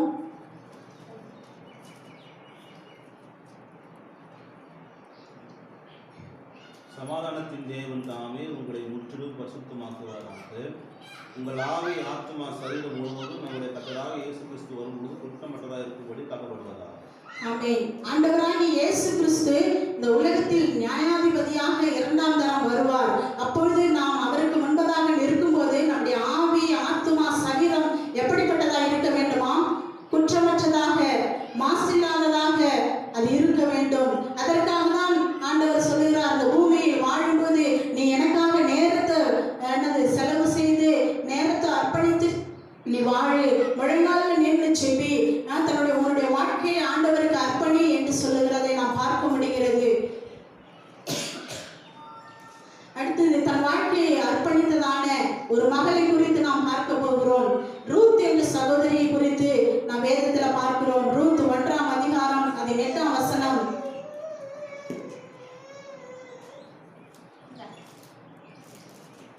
ரூத் 1ஆம் அதிகாரம் அதில் 8ஆம் வசனத்தை வாசிப்போம். நகோமி தன் 2 மருமகளையும் நோக்கி, நீங்கள் இருவரும் உங்கள் தாய் வீட்டுக்கு திரும்பி போங்கள். மறைத்து போனவர்களுக்கு எனக்கும் நீங்கள் தயவு செய்தது போல கர்த்தர் உங்களுக்கு தயவு செய்வாராக. இந்த ஒரு சம்பவம் நடக்கிறது. தன்னுடைய பெத்லெகேமிலிருந்து அபிமெலேக்கும் நகோமி என்கிறதான குடும்பம் அவங்க என்ன செய்யறாங்க, பஞ்சம் பிழைப்பதற்கு மோவாப் தேசத்துக்கு போறாங்க. மோவாப் தேசத்துக்கு போகும்போது அவங்க என்ன செய்யறாங்க, அங்க 2 மகன்களையும் கூட்டிக் கொண்டு போறாங்க. அங்க மோவாப் தேசத்துல போயிட்டு அங்கேயே தஞ்சமாயிடுறாங்க. அங்க தஞ்சமானதுனால அந்த 2 மகன்களுக்கும் அங்கேயே பெண் கல்யாணம் செய்து திருமணம் பண்ணிக்கிட்டாங்க. அப்படி திருமணம் பண்ணும்போது அங்கேயே என்ன செஞ்சுறாங்க, 2 மகன்களும் முதலாவது தன்னுடைய கணவர் இறந்து போயிறாரு. அடுத்தது தன்னுடைய மகன்களை 2 பேரையும் நகோமி என்கிறவள் இழந்து போகிறாள். அடுத்ததாக இழந்து போகும்போது ஆண்டவர் அவளோடு பேசுகிறார், நீ திரும்பவுமாக என்ன செய், பெத்லெகேமுக்கு போ அப்படின்னு சொல்லும்போது தன்னுடைய மருமகள்களை கூட்டிக் கொண்டு வருகிறாள். வரும் வழியில் அவள் சொல்லுகிறாள், நகோமி என்பவள், ஐயோ நான் என்னுடைய மகன்களை நான் உனக்கு கல்யாணம் பண்ணி கொடுத்தேன், அவங்க 2 பேரும் என்ன செஞ்சுட்டாங்க, இறந்து போயிட்டாங்க.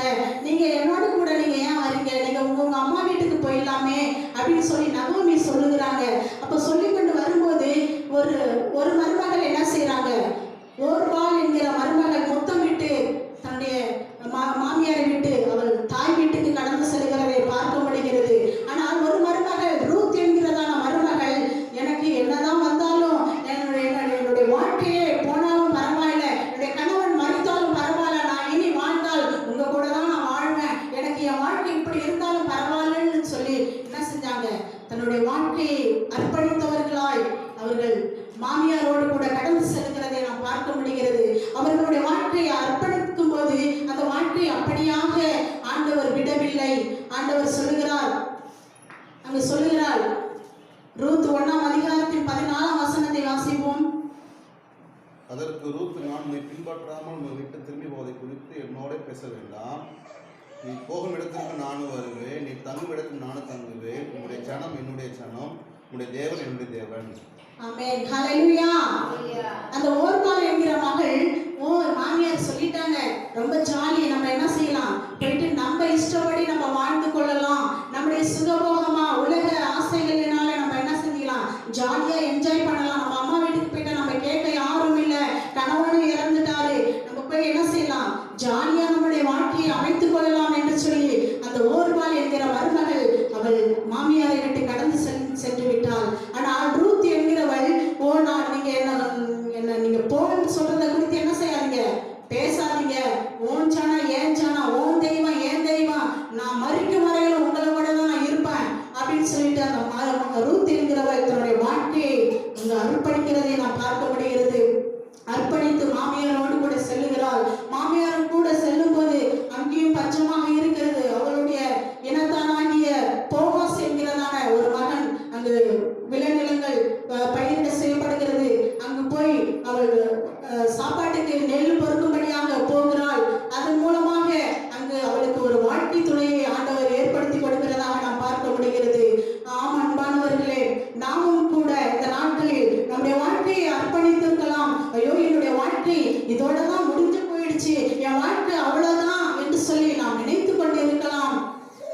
ஆனால் இந்த ரூத் என்பவள் அப்படிதான் நினைத்து போயிருப்பார், என் வாழ்க்கை அவ்வளவுதான், இனி எனக்கு எங்க திருமணம் நடக்க போகுது, நான் என் கணவர் இறந்து போய்விட்டார், இனி வாழ்ந்தா மாமியார் கூட கடைசி வரைக்கும் இருந்துட்டு என்ன செய்ய போறோம், நம்ம காலத்தை முடிக்க போறோம் அப்படின்னு சொல்லி நினைத்து கொண்டு போயிருந்திருக்கலாம். ஆனால் ஆண்டவர் அந்த மகளுக்கு ஒரு ஆசீர்வாதத்தை வைத்தார். அந்த அர்ப்பணிக்கப்பட்ட வாழ்க்கையை ஆண்டவர் கண்ணோக்கி பார்த்தார். அவள் மோவாபின் தேசத்து பெண், பெத்லெகேம்ல உள்ளவங்க தான் ஆண்டவருடைய பிள்ளைங்க. மோவாப் தேசத்துல உள்ளவங்க புறஜாதி, ஆண்டவரை அறியாத ஒரு மக்கள். அப்படிப்பட்டதான அந்த மகளுடைய விசுவாசத்தை, அந்த வார்த்தையை அவர் நிலைப்படுத்தினார். உன்னுடைய ஜனம் என்னுடைய ஜனம், உன் தெய்வம் என் தெய்வம் சொல்லி இந்த ரூத் என்பவள் இவ்வளவு உறுதியாக தன்னுடைய வாழ்க்கையை அர்ப்பணித்தவளாக மாமியாரோடு கடந்து வருகிறாள் என்பதை ஆண்டவர் கண்ணோக்கி பார்த்தார். அன்பானவர்களே, அப்படிப்பட்ட சூழ்நிலையில் தான் ஆண்டவர் அவருக்கு மறுவாழ்வை அவளுக்கு கொடுக்கிறதாக நாம் வேதத்துல வாசிக்கிறோம். ஆமென், ஹல்லேலூயா. எப்படியாக நாம் ஒவ்வொருவரும் தங்கள் வாழ்க்கையை அர்ப்பணிக்கிறவர்களாக இருக்க வேண்டும். எப்படி இந்த ரூத் என்பவள் தன்னுடைய வாழ்க்கையை அர்ப்பணித்தாலோ அதே வாழ்க்கையை அர்ப்பணிக்கிறவர்களாக இருக்க வேண்டும். அர்ப்பணிக்கும் போது பல போராட்டங்கள், பிரச்சனைகள், பாடுகள் எல்லாவற்றையும் சந்திக்க நேரிடும், எல்லாவற்றையும் எதிர்கொள்ள நேரிடும். ஆனாலும் அவைகளிலிருந்து நாம் மனம் மாறிவிடக் கூடாது, அவைகளிலிருந்து நாம் திரும்பிவிடக் கூடாது, நாம் அர்ப்பணிக்கப்பட்ட வாழ்க்கையிலிருந்து நாம் பின்மாறி போய்விடக் கூடாது. அன்பானவர்களே, அதை தான் நாம் ஆண்டவர் பார்க்கிறார். இந்த ரூத்தினுடைய வாழ்க்கையில் மகள் அர்ப்பணிப்போடு போனாலும் அங்கு அவர் உறுதியாக இருந்ததை பார்த்து ஆண்டவர் மறுவாழ்வை கொடுக்கிறதாக நாம் பார்க்கிறோம். ஹல்லேலூயா. நாம் என்னதான் பைபிள்ல இருந்து மற்றவங்களை குறித்து நாம் சொன்னாலும், நான் எது பேசினாலும் என்ன செய்வேன், ஏசப்பாவை குறித்து கடைசியா எண்டிங்ல முடிக்காம விடவே மாட்டேன். அப்ப ஏசப்பாவை பார்த்தோம்னா அவர் பரலோகத்தில் உள்ள தெய்வம். அந்த பரலோகத்தில் உள்ள தெய்வம் மனுகுலத்தின் பாவத்தை பார்த்து பிதாவானவர் சொல்லுகிறார், நம்ம படைத்த மக்கள் மாண்டு போய் கொண்டிருக்கிறார்கள், அழிந்து போய் கொண்டிருக்கிறார்கள், இவர்களை மீட்பதற்கு யார் போவது அப்படின்னு சொல்லி கேட்கும்போது ஆண்டவராகிய இயேசு கிறிஸ்து, நான் போகிறேன் ஆண்டவரே என்று சொல்லி, நான் போகிறேன் பிதாவே என்று சொல்லி அவர் இந்த உலகத்தில் மனித அவதாரம் எடுத்து அவர் வாழ்ந்தார். இந்த உலகத்தில் 33 வருடமாக மனிதனாக அவர் வாழ்ந்ததை நாம் பார்க்க முடிகிறது. அவர் வாழ்ந்த காலங்களிலும் நம்மை போல அவருக்கு பாடுகள் வந்தது, உபத்திரவங்கள் வந்தது, கஷ்டங்கள் வந்தது, எல்லாமே வந்தது. ஆனால் சோர்வுகள் எல்லாமே வந்தது. ஆனால் அவர் எப்படிப்பட்டவராக இருந்தார் என்று சொல்லி பார்த்தோம் என்று சொன்னால், அவர் பரலோகத்தில் இருந்து இறங்கி வந்த தெய்வமாக அவர் எண்ணவில்லை. அவர் தேவனுடைய ரூபமாய் இருந்தும் தேவனுக்கு சமமாய் இருப்பதை கொள்ளையாடின பொருளாக அவர் எண்ணாமல் இருந்தார். தம்மை தாமே அவர் வெறுமையாக்கி அடிமையின் ரூபம் எடுத்து இந்த பூமியில் வந்தார் என்று சொல்லி நாம் பார்க்கிறோம். அன்பானவர்களே, அப்படிப்பட்ட தெய்வமே இந்த உலகத்தையும் சமுத்திரங்களையும் அண்ட சராசரங்களையும் படைத்து ஆளுகை செய்கிற அந்த தேவாதி தேவன் மனிதனுக்காக அவர் இறங்கி தன்னை அர்ப்பணிப்பார் என்று சொன்னால், நீங்களும் நானும் எம்மாத்திரம் நாம் சற்று யோசிக்கிறவர்களாக இருக்க வேண்டும். என்னுடைய வாழ்க்கை எப்படிப்பட்டதாக இருக்கிறது? என்னுடைய வாழ்க்கை ஏதோ ஏனோதானம் என்று வாழ்கிறேனா? ஏதோ கடமைக்காக வாழ்கிறேனா? ஏதோ இந்த உலகத்தில் பிறந்தேன், வாழ்ந்தேன், ஏதோ பிள்ளைகளை பெற்றேன் என்று சொல்லி நாம் வாழ்ந்து கொண்டிருக்கிறோமா? சற்று நாம் சிந்திக்க வேண்டும், நாம் யோசிக்கிறவர்களாக இருக்க வேண்டும். அந்த வார்த்தைகளை கேட்டு கேட்டு நாம் அப்படியே போய்விடக் கூடாது. அன்பானவர்களே, ஆண்டவராகிய இயேசுவை பார்த்தோம் என்று சொன்னால், இந்த உலகத்தில் வாழும்போது 40 நாட்கள் அவர் உபவாசம் இருந்து ஜெபித்தார். அவர் ஜெபிப்பது அவசியம் அல்ல, அவர் நமக்கு முன்மாதிரியாக அவர் வாழ்ந்து காட்டிவிட்டு போனார். நீங்கள் அர்ப்பணிக்க வேண்டும் என்று சொன்னால் ஒவ்வொருவருடைய வாழ்க்கையிலும் இப்படியாக தான் வாழ வேண்டும் என்று சொல்லி அவர் முன்மாதிரியாக வாழ்ந்துவிட்டு போனார் என்பதை நாம் வேதத்தில் வாசிக்கிறோம். ஹல்லேலூயா, ஹல்லேலூயா. அவர் தாமே அவர் அடிமை ரூபம் எடுத்து வந்ததுனால பிதாவானவர் என்ன செய்தாரா, எல்லாருடைய முழங்கால்களும் முடங்கும்படி, எல்லாரும் அவருக்கு முன்பதாக எல்லா நாவுகளும் அறிக்கை பண்ணும்படி, எல்லா நாமத்திற்கும் மேலான நாமத்தை அவருக்கு தந்தறினார் என்று சொல்லி நாம் வேதத்துல வாசிக்கிறோம். அப்படியாக நாம் நினைப்போம், நான் அர்ப்பணித்து வாழ்ந்தால் என்னுடைய வாழ்க்கையில் என்ன நடக்கிறது, என்ன காரியங்கள் நடக்கும் என்று சொல்லி நினைப்போம். நாம் அர்ப்பணித்து வாழ்ந்தோம் என்று சொன்னால் நம் நிமித்தம் அநேக ஜனங்கள் ஆண்டவர் பக்கம் திருப்ப முடியும். நம் வாழ்வை பார்த்து அநேகருடைய வாழ்க்கை மாறக்கூடியதாக இருக்க வேண்டும். அதைதான் ஆண்டவர் விரும்புகிறார். ஆண்டவர் நேரத்தை செலவிட்டார். அந்த உலகத்தில் வாழும்போது அவர் நேரத்தை அர்ப்பணித்தவராக அவர் ஆண்டவரோடு கூட ராமோதம் ஜெபித்தார், தனித்திருந்து ஜெபித்தார், விழித்திருந்து ஜெபித்தார், நேரத்தை ஒதுக்கி பிதாவோடு கூட அவர் ஜெபித்தார் என்று சொல்லி நாம் பார்க்கிறோம். ஹல்லேலூயா, ஹல்லேலூயா. இந்த நாட்களில் வாழ்கிற நாமும் ஜெபிக்கிற ஒரு மக்களாக நாம் இருக்க வேண்டும். ஜெபிக்கும் போதுதான் நம்முடைய வாழ்க்கையில் ஜெயம், ஜெபிக்கும் போதுதான் நாம் ஆண்டவரோடு கூட நெருங்க முடியும், ஜெபிக்கும் போதுதான் நம்முடைய வாழ்க்கை ஒரு அர்ப்பணிப்பு உள்ள வாழ்க்கையாக மாற முடியும். ஆண்டவர் தன்னுடைய முழங்கால்களையும் அவர் வாழ்ந்த காலங்களில் அர்ப்பணித்தார். முழங்கால் படியிட்டு ஆண்டவர் ஜெபித்தார் என்று வேதங்களில் வாசிக்கிறோம். அவர் அப்படி ஜெபித்த மாத்திரத்தில், அவர் தன்னை அர்ப்பணித்து ஜெபித்த மாத்திரத்தில் அவர் பகல் வேளைகளில் ஊழியத்திற்கு செல்லும் போது அநேக பேய் பிசாசுகள் ஓடுகிறது, அநேக அற்புதங்களை அவர் செய்ய முடிகிறதாய் நாம் பார்க்க முடிகிறது. ஹல்லேலூயா என்று நாம் நினைப்போம். நான் தான் ஜெபிக்கிறேன், நான் தான் பைபிள் வாசிக்கிறேன், நான் தான் இயேசுவை நோக்கி கூப்பிடுறேன், இயேசுவின் நாமத்தினால தான் ஜெபம் பண்றேன், ஏன் என்னுடைய வாழ்க்கையில அற்புதங்கள் நடக்கல, ஏன் என் வாழ்க்கையில இன்னும் ஒரு காரியமும் நடக்கல அப்படின்னு சொல்லி நினைப்போம். ஆனா இந்த ஆண்டவர் பகல் முழுவதும் ஊழியம் செய்யும்போது அநேக அற்புதங்களை அந்த ஜனங்கள் கண்டுகொண்டார்கள். ஒரு வியாதியஸ்தர்கள் கூட இல்லை, எல்லாருக்கும் ஆண்டவர் சுகத்தை கொடுத்தார், எல்லாருக்கும் ஆண்டவர் அற்புதங்களை செய்தார் என்று சொல்லி நாம் பார்க்கிறோம். ஏன் எதனால் என்று சொல்லி பார்த்தோம் என்று சொன்னால், இந்த உலகத்தை படைத்த தெய்வம் அவர் முழங்கால் படியிட்டு ஜெபித்தார், ராமுடன் ஜெபித்தார், விழித்திருந்து ஜெபித்தார் என்று சொல்லி பார்க்கிறோம். அப்படி ஜெபித்த மாத்திரத்தில் அவருடைய ஊழியத்தில் அநேக அற்புதங்களை அவர்கள் கண்டுகொள்ள முடிந்ததாக நாம் பார்க்கிறோம். என்பானவர்களே, இந்த நாட்களிலும் நாம் ஜெபித்தோம் என்று சொன்னால் நம்முடைய வாழ்க்கை ஒரு மாற்றத்தை உண்டு பண்ணும். நம்முடைய வாழ்க்கை மாறுவது மாத்திரமல்ல, பக்கத்தில் இருக்கிறவர்கள் நம்மை பார்க்கும்போது அவர்களும் நம்மை பார்த்து நம் வாழ்க்கையை பார்த்து அவர்களுடைய வாழ்க்கை மாறும். நாம் ஜெபிக்கும் போது அவர்களுக்கு ஜெபிக்கும் போது அற்புதங்கள் நடக்கும், அதிசயங்கள் நடக்கும் என்று சொல்லி ஆண்டவர் சொல்லுகிறார். ஹல்லேலூயா, ஹல்லேலூயா. ஒரு கோதுமை விதையை விதைக்கிறோம், அந்த விதையானது என்ன செய்யப்பட்டிருக்கணும்? அது சாகணும். தன்னை சாகிறதற்கு தன்னை அர்ப்பணிக்கணும். அது சாகலைன்னா என்ன செய்யாது? பலன் தராது. இப்ப நம்ம எல்லாம் சோளம் விதைக்கிறோம், எல்லா விதைகளும் போடுறோம். அந்த விதை ஒரு விதையை போட்டாங்க, அது சாகிறதற்கு தன்னை அர்ப்பணிக்கணும். அர்ப்பணிக்காவிட்டால் அது பலனை கொடுக்காது. அது திரும்ப நமக்கு சோளம் வராது. திரும்ப அந்த போடுகிற விதையானது சாகாவிட்டால் என்ன செய்யாது? பலனை கொடுக்காது. அதே போலதான் நம்முடைய வாழ்க்கையில் ஆண்டவர் சொல்லுகிறார், ஒரு கோதுமை மணி விழுந்து நிலத்தில் விழுந்து அது செத்தனை ஆகி மிகுந்த பலனை கொடுக்கிறதாக இருக்கிறது. அதே போல நம் ஒவ்வொருவருடைய வாழ்க்கையிலும் நம்முடைய நேரத்தை நாம் அர்ப்பணிக்க வேண்டும், முழங்காலை அர்ப்பணிக்க வேண்டும், நம்முடைய வாழ்க்கையை அர்ப்பணிக்கிறவர்களாக இருக்க வேண்டும். உலகப்பா என்னது சொந்தங்கள் எல்லாவற்றையும் நாம் ஆண்டவருக்கு என்று அர்ப்பணிக்கிறவர்களாக வாழும்போதுதான் ஆண்டவர் நம்மை கொண்டு அநேகருக்கு அவர் பிரயோஜனமுள்ள பாத்திரமாக நம்மளை மாற்ற முடியும். அன்பானவர்களே, ஹல்லேலூயா, ஹல்லேலூயா. தன்னுடைய வாழ்க்கையவே ஆண்டவர் என்ன செஞ்சாரு? பரலோகத்தில் இருந்த அந்த மனுக்குலம் பாவத்தில் இருக்கிறதே, மனுக்குலத்திற்காக தன்னுடைய வாழ்க்கையை ஆண்டவர் அர்ப்பணித்தார். நாம் மாற வேண்டும், நாம் பாவத்திலிருந்து விடுதலை பெற வேண்டும், பிசாசின் பிடியிலிருந்து விடுதலை பெற வேண்டும் என்று சொல்லி வானாதி வானங்களின் தேவன் நமக்காக அவருடைய வாழ்க்கையை அர்ப்பணித்தவராக இந்த பூமிக்கு இறங்கி வந்தார் என்று சொன்னால், நாம் ஒவ்வொருவரும் அவருக்காக நாம் நம்மை அர்ப்பணிக்கிறவர்களாக இருக்க வேண்டும். நாம் விரும்புகிறபடி வாழ்ந்தால் அது அர்ப்பணம் அல்ல. முற்றிலுமாக என்னுடைய வாழ்க்கையில் அது ஒரு சிறு காரியமாக இருந்தாலும், ஆண்டவரே நான் உம்மிடத்தில் அனுமதி கேட்டுதான், அது உமக்கு பிரியமா இருக்கிறதா என்று சொல்லி கேட்டுதான் நான் என்ன செய்வேன். என்னுடைய ஒவ்வொரு வாழ்க்கையிலும் ஒவ்வொரு காரியத்திலும், இப்ப வேலைக்கு போறோம், இந்த நாளில் நான் வேலைக்கு போவது உமக்கு சுத்தமா ஆண்டவரே, உமக்கு பிரியமா ஆண்டவரே என்று சொல்லி கேட்டுதான் என்னுடைய வாழ்க்கையை நான் நடக்க வேண்டும். அதுதான் அர்ப்பணம், அதுதான் அர்ப்பணம் செய்யப்பட்ட வாழ்க்கை. நாம் இஷ்டத்துக்கு நாம் மனம் போன போக்கில் வாழ்வது அது அர்ப்பணமான வாழ்க்கை அல்ல, அர்ப்பணிக்கப்பட்ட வாழ்க்கை அல்ல என்று இயேசு சொல்லுகிறார். ஆண்டவர் தன்னுடைய வாழ்க்கையை அர்ப்பணித்தார். அவர் இந்த பூமியில் வாழும்போது பிதாவோடு கூட ஒவ்வொரு நாளும் அவர் உறவாடுவார். பிதாவே, இந்த காரியம் எனக்கு என்ன செய்யுங்க, இது நான் செய்யறது உனக்கு சித்தமா?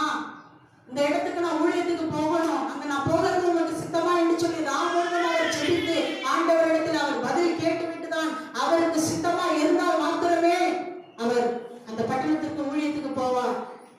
இல்ல ஒரு மகனை சுஸ்தமாக்குவார்.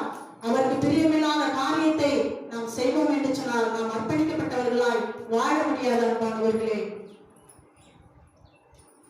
ஆண்டவராகிய இயேசு எப்படியாக அர்ப்பணித்தார் என்று சொல்லி நாம் தியானித்தோம்.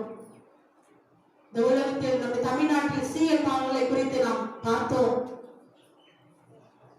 ரூத்தை குறித்து பார்த்தோம். ரூத் தன்னுடைய வாழ்க்கையில் எப்படி அர்ப்பணம் உள்ளவளாக இருந்தால் அவருடைய வாழ்க்கை எப்படியாக ஆசீர்வதிக்கப்பட்டது என்று சொல்லி பார்த்தோம். இந்த நாட்களில் நாம் மந்தம் உள்ளவர்களாக இருக்கக்கூடாது. ஆண்டவருடைய வார்த்தை இருபுறமும் கருப்புள்ள பட்டயமாக இருக்கிறது. அது ஊனையும் மனுக்களையும் தாழ்ந்து சென்று ஒவ்வொருவரையும் அது சீர்படுத்தக்கூடியதாக இருக்கிறது என்று சொல்லி நாம் பார்த்தோம். நாம் எப்படிப்பட்டவர்களாக இருக்கிறோம்?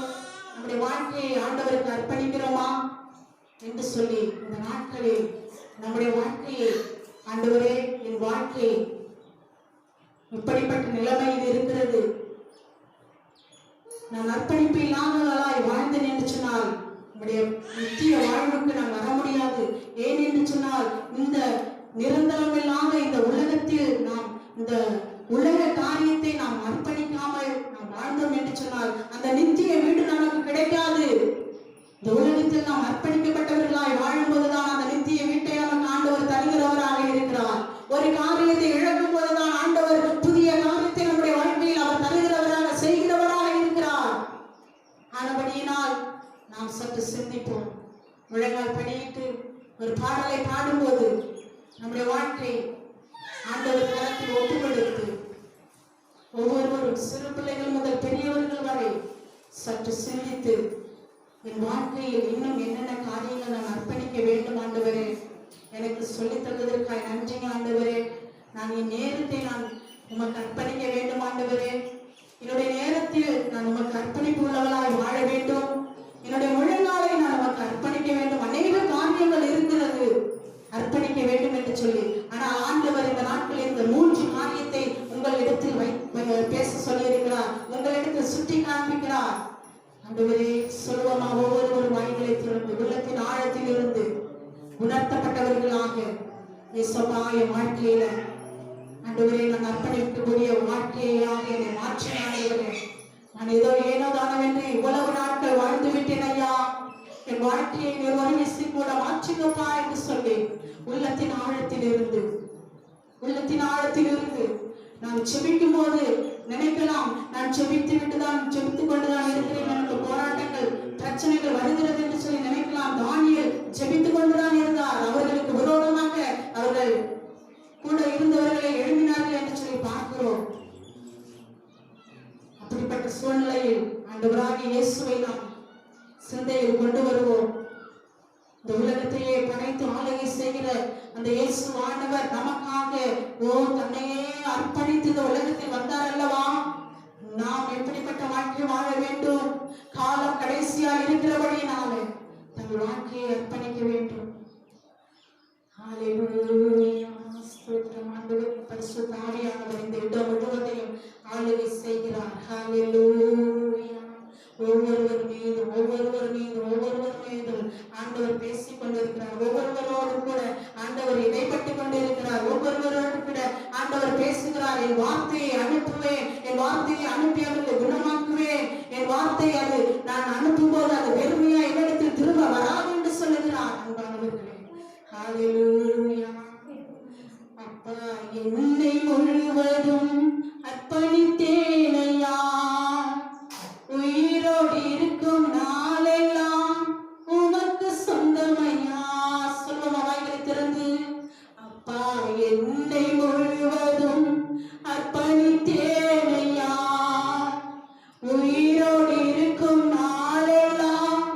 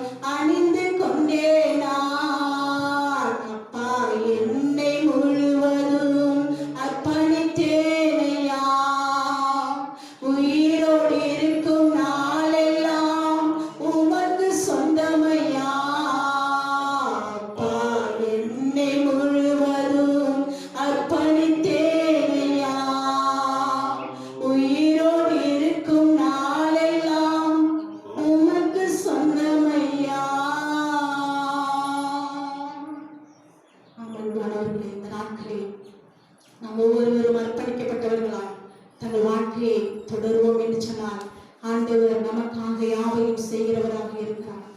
அன்பின் பரலோகத்தின் தகப்பனே, நாங்கள் உம்மை நன்றியோடு துதிக்கிறோம், ஸ்தோத்திரிக்கிறோம். ஆண்டவரே, நீர் சொன்ன வார்த்தைகளை நாங்கள் ஆண்டவரே இந்த இடத்தில் ஆண்டவரே நாங்கள் பேசியிருக்கிறோம். ஒவ்வொரு வார்த்தையும் ஆண்டவரே ஸ்தோத்திரமையா ஒவ்வொருவருடைய வாழ்க்கையை மாற்றக்கூடியதாக இருக்கட்டும். நீர் பெரிய காரியங்களை செய்ய அர்ப்பணிக்கப்பட்ட வாழ்க்கையாக இந்த வாழ்க்கையை மாற்றினதற்காக நன்றி. இயேசுவின் நாமத்தில் ஜெபிக்கிறோம் பிதாவே, ஆமென். மூடி நாம் செபிப்போம். இந்த நாளில் இந்த கொரோனா வைரஸ் மூலமாக தேசங்கள் மிகவும் குழம்பிக் கொண்டிருக்கிறது. மிகவும் பயந்து கொண்டிருக்கிற தேவன் ஒரு பெரிய மாற்றத்தை ஏற்படுத்தும்படியா எல்லா கண்களை மூடி ஆண்டோடு சகோதர வாய்களை திறந்து இந்த தேசத்தில் இருக்கிற எல்லா கொரோனா வைரஸ் இயேசுவின் நாமத்தில் மாறும்படியாய், தேசத்தில் ஒரு பெரிய ஒரு மாற்றங்கள் உண்டாகும்படியாய், என் ஆண்டோடைய கரம் இறங்கும்படியாய் கண்களை மூடி ஆண்டோடைய சகோதர வாய்களை திறந்து அப்பாவின் திரு சமூகத்தில் எத்தனை தேசங்கள் அழிந்து கொண்டிருக்கிறது, எத்தனை மக்கள் உயிரிழந்து இழந்து கொண்டிருக்கிறார்கள், எத்தனை மக்கள் பாதிக்கப்பட்டு கொண்டிருக்கிறார்கள், வெற்றியோடு சுகத்தோடு வெடுத்தோடு காத்து நடத்த அவருடைய கிருபையாய் என்று எண்ணி கண்களை மூடி ஆண்டவரே இந்த வைரஸில் ஒரு பெரிய விடுதலை மாற்றத்தை ஆண்டவர் உண்டாக்குவீராக. இந்த அழிவிலிருந்து ஆண்டவர் உண்டாக்கும்படியாய் நாங்கள் செபிக்கிறோம். ஒரு பெரிய மாற்றம் தேசத்தில் வரும்படியாய் நாங்கள் செபிக்கிறோம். ஆண்டவரே உம்முடைய கரங்கள் நல்ல பிதாவே, தர்மையான வேலைக்காக செபிக்கிறோம். இயேசு கிறிஸ்துவின் நாமத்தில் செபிக்கிறோம். இந்த பரிசுத்த ஓய்வு நாள் ஆராதனையிலே துதிக்க ஆராதிக்க உடைய வார்த்தையை கேட்க நீ கொடுத்த மேலான கிருபைக்காய் ஸ்தோத்திரம். அந்த பிள்ளைகளை தான் குமாரன் பரிசுத்த நாமத்திலே ஆசீர்வதிக்கிற உடைய கரம் உடைய பிரசன்ன பிள்ளைகளை மூடிக்கொள்ளட்டும். அந்த ஒரே இந்த வெயில் காலத்தில் நம்முடைய பாதுகாப்பு இந்த பிள்ளைகளை மூடிக்கொள்வதாக, எந்த தீங்கு அணுகாதபடிக்கு இந்த விதமான ஆண்டவரே வியாதி அணுகாதபடிக்கு பிள்ளைகளை பத்திரமாய் சுகத்தோடு பாதுகாத்துக் கொள்ளும்படியாய் நாங்கள் செபிக்கிறோம். அந்த சிறியவர் பெரியவர் எல்லாரையும் ஆசீர்வதிங்க. உடைய சட்டைகளின் மறைகளை மறைத்துக் கொள்வீராக. உடைய நாதி தீர்மானத்துப்படி நடத்துங்க. எந்த பிரச்சனை இருந்தாலும் இயேசுவின் நாமத்தில் எல்லாம் மாற்றும்படியாக நாங்கள் செபிக்கிறோம். சுகம் பலன் ஆரோக்கியம் உண்டாகட்டும். அர்ப்பணிக்கிறோம், ஆளுகை செய்யும். இரட்சகரின் மீட்பெருமாய் இருக்கிற இயேசுவின் மூலம் செபிக்கிறோம். எங்கள் ஜெபங்களின் ஜீவனுள்ள நல்ல பிதாவே, ஆமென். ஆத்துமாவே கர்த்தரை ஸ்தோத்திரி, என் முழு உள்ளமே பரிசுத்த நாமத்தை ஸ்தோத்திரி. என் ஆத்துமாவே கர்த்தரை ஸ்தோத்திரி, கர்த்தர் செய்த சகல உபகாரங்களையும் மறவாதே. ஆமென், ஆமென். அல்லேலூயா, அல்லேலூயா, அல்லேலூயா. கர்த்தர் உங்களை ஆசீர்வதிப்பாராக. தேவனுக்கு மகிமை. கர்த்தருக்கு ஸ்தோத்திரம்.